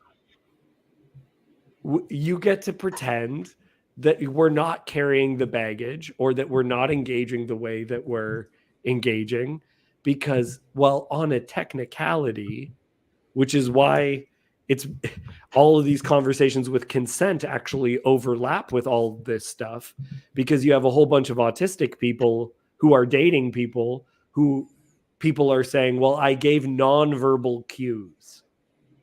Just like, yeah, but what if this person doesn't understand nonverbal cues? What if this person understands nonverbal cues but can pretend that they don't understand nonverbal cues?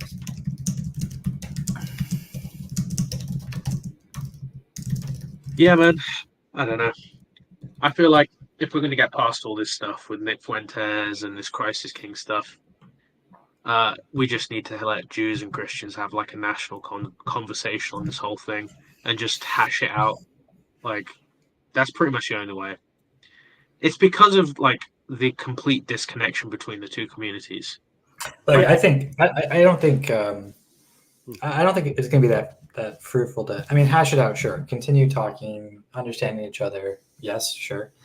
I think that ultimately, though, we're kind of both in 2 different betting camps, right? We're both betting on our horse, and we don't control when the race ends, but we can bet on our horses, and so we can scream at each other, you know, whose horse is going to win, but we're not going to be able to prove it until the finish line comes. And so, in the meantime, we should be civil and friends and supportive, and not insecure, I guess, such that we feel like we need to like twist the other side's arm into submission. Mm-hmm. And now that's between Christians and Jews, I think. Muslims present a different challenge, but and not all, but some.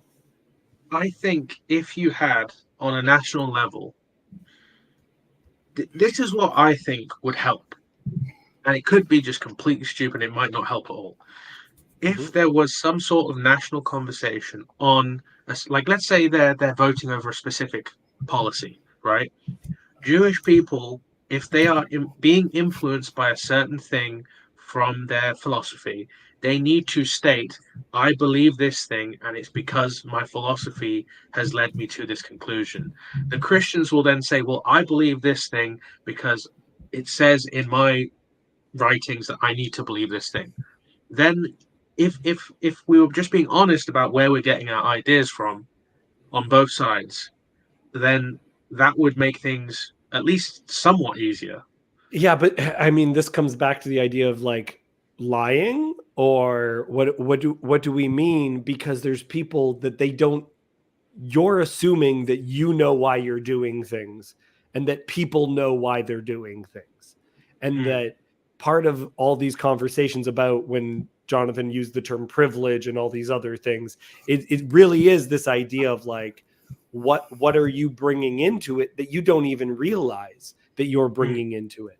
Because the whole issue with the hermeneutics of suspicion, which is quite true, because we can see people being triggered, and what being triggered means is like you think you're reacting normally, but really something happened, and now you're not even interacting with what I'm saying logically. You're interacting with me from a place of I was harmed, or a particular, like literally a bias that came from a past experience that has nothing to do with me, right? That's what it means to be triggered, right? And so all of these conversations there's these other things where the hermeneutics of suspicion is helpful sometimes. But if that's all you have, then everything breaks apart, and we can't trust Christians saying statements of faith, because that's anti-Semitic now. It's just a statement of faith, like Christ is king. That's a belief I have, right? I don't know, man. It's too complex for me. But I'm gonna make a move. I'm gonna go head off to the gym, and let's get this bread. Okay. See you good to guys. hang. Yeah. It's 3:00 here on Eastern time, so I'm going to end the stream, and thanks everybody for playing our game. It was lots of fun. Thanks, Bye. Jonathan. Bye.